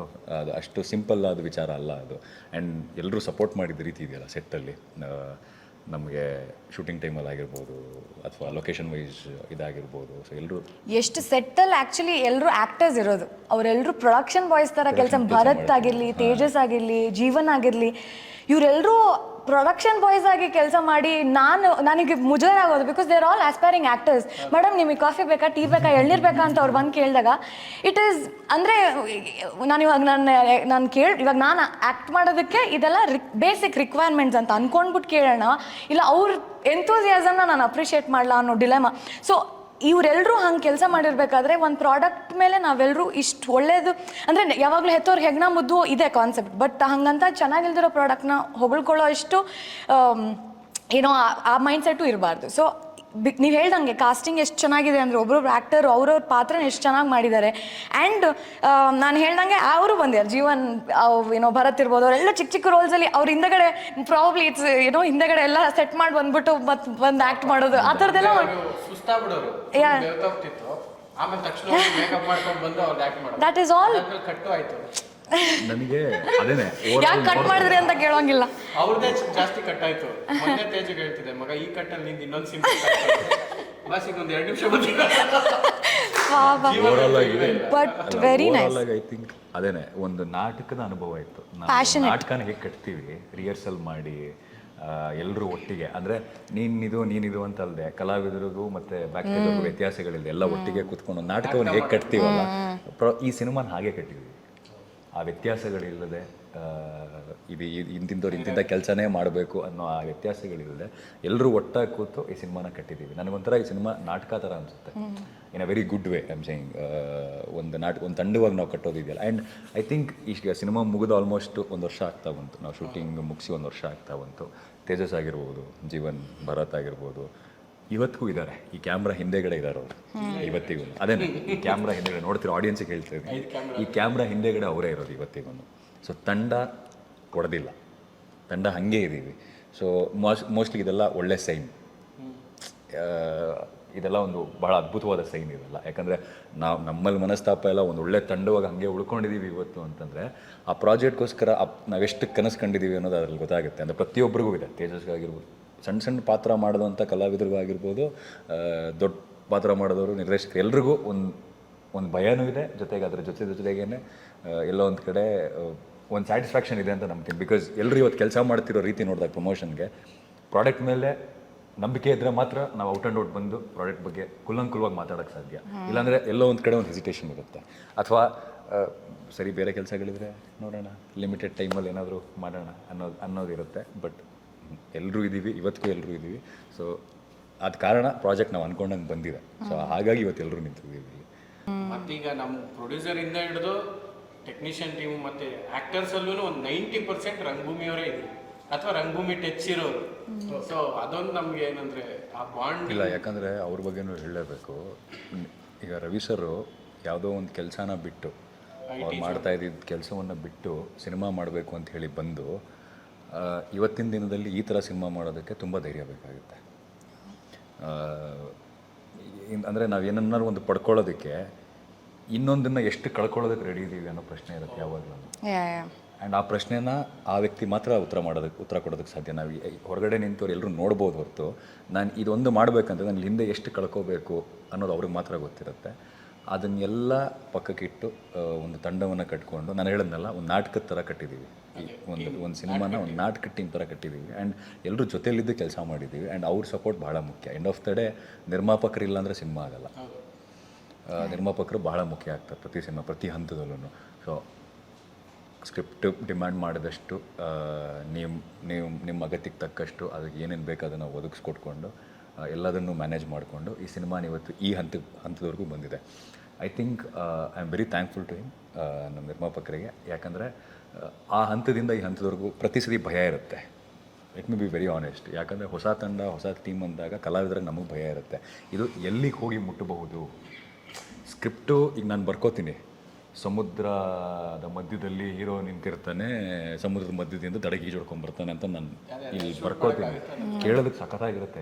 ವಾವ್, ಒಂದು ಇಡೀ ಸಮುದ್ರ ಒಬ್ಬನೇ ಈಜೊಡ್ಬಿಟ್ಟಂತೆ ಅಂತ ಕೇಳೋದಕ್ಕೆ ಸಖತ್ತಾಗಿರುತ್ತೆ. ಈಜುಡಿಯೋ ಕೆಪಾಸಿಟಿ ಹೀರೋಗೆ ಇರೋದಿಲ್ಲ.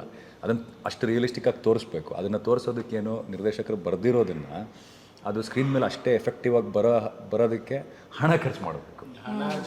ಹಣ, ಜನ ಮತ್ತು ಎಲ್ಲವನ್ನೂ ಅಲ್ಲಿ ಟೈಮ್ ಎಲ್ಲವೂ ಖರ್ಚಾಗುತ್ತೆ ಇಲ್ಲಿ. ಆ್ಯಂಡ್ ನಮ್ಮ ಸಿನಿಮಾ ಬಂದಾಗ ಈ ಥರದ್ದು ಸಾಕಷ್ಟಿದೆ. ನಾವು ಸಿನಿಮಾ ಕೇಳಿದಾಗ ಇದನ್ನು ಹಿಂಗೆ ಮಾಡ್ಬೋದು ಇದನ್ನು ಅಂತ. ಬಟ್ ತುಂಬ ಬುದ್ಧಿವಂತಿಕೆಯಿಂದ ಅದನ್ನು ಹೆಂಗೆ ಶೂಟ್ ಮಾಡ್ಬೋದು, ನಮ್ಮ ಬಜೆಟಲ್ಲಿ, ನಮ್ಮ ಇದರಲ್ಲಿ ಎಷ್ಟು ಚೆನ್ನಾಗಿ ಶೂಟ್ ಮಾಡ್ಬೋದು, ಅಂದ್ರೆ ಎಷ್ಟು ಅಗತ್ಯ ಇದೆ ಇದಕ್ಕೆ, ಇಷ್ಟೇ ಅಗತ್ಯ ಇದೆ, ಇದಕ್ಕಿಂತ ಹೆಚ್ಚಿಗೆ ಬೇಡ ಇದಕ್ಕೆ. ಸೊ ಓಕೆ, ಇಷ್ಟರಲ್ಲಿ ಮಾಡ್ಬೋದು ಅಂಥೇಳಿ ಅವತ್ತಿಂದ ಜೊತೆಗೆ ನಿಂತ್ಕೊಂಡು ಬಂದಿದ್ದಾರೆ. ಇವತ್ತು ಕ್ಯಾಮ್ರಾ ಹಿಂದೆಗಡೆ ಇದ್ದಾರೆ, ಮಾಡ್ತಾ ಇದ್ದಾರೆ. And also the respect that he gives. ಇವಾಗ ನೀವು ಚಿಕ್ಕವರು ಪ್ರೊಡ್ಯೂಸರ್ಗಿಂತ, ನೀವುಗಳು ತುಂಬ ವರ್ಷದಿಂದ ಗೊತ್ತು. ಬಟ್ ನಾನು ಏನೇ ಒಂದು ಹೇಳಿದ್ರು, ಇವಾಗ ಏನೋ ಒಂದು ಹೇಳಿದಾಗ ಇದು ಹೇಗೆ ಅನಿಸ್ತು ಮ್ಯಾಮ್ ಅಂತ ಏನೋ ಹೇಳ್ತಾರೆ. ಸೊ ಇದರಲ್ಲಿ ಇದನ್ನು ಚೇಂಜ್ ಮಾಡಿಕೊಂಡ್ರೆ ಚೆನ್ನಾಗಿರುತ್ತೆ ಅಂತ ನಾನು ಅವ್ರಿಗೆ ಹೇಳಿದಾಗ, ಅವ್ರ ಪ್ರೊಡ್ಯೂಸರ್ ಪೊಸಿಷನಲ್ಲಿ ಇಟ್ಕೊಂಡು ಓಕೆ ಮಾಡಿಬಿಡ್ತು, ನಾನು ಹೇಳ್ತೀನಿ ಮಾಡೋಕ್ಕೆ ಅಂತ ಹೇಳಲ್ಲ. ಒಂದು ಸರ್ತಿ ನಾನು ಡೈರೆಕ್ಟರ್ನ ಕೇಳ್ಬಿಟ್ಟು ಮಾತಾಡ್ತೀನಿ. ಸೊ ಅದು ಅವ್ರು ಏನೇ ಆದರೂ directors call is the final call ಅಂತ ಅವರು, ಅದು ನಂಗೆ ತುಂಬ ಖುಷಿ ಆಗುತ್ತೆ. Exactly, yeah every time.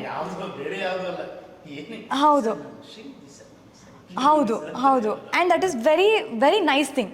Interfere ನಾನು ಏನೋ ಇನ್ವೆಸ್ಟ್ ಮಾಡ್ತಾ ಇದ್ದೀನಿ ಕರೆಕ್ಟು, ಬಟ್ ಕ್ರಿಯೇಟಿವ್ ಪ್ರೊಸೆಸಲ್ಲಿ ಏನೇ ಡಿಸಿಷನ್ಸ್ ಇದ್ರೂ ನಾನು ಇಂಟರ್ಫಿಯರ್ ಆಗಲ್ಲ ಅನ್ನೋದು it's a very good thing. ಅದೇನೆ, ಎಲ್ರಿಗೂ ನಮ್ಮ ಕೆಲಸ ಗೊತ್ತಿಲ್ಲ.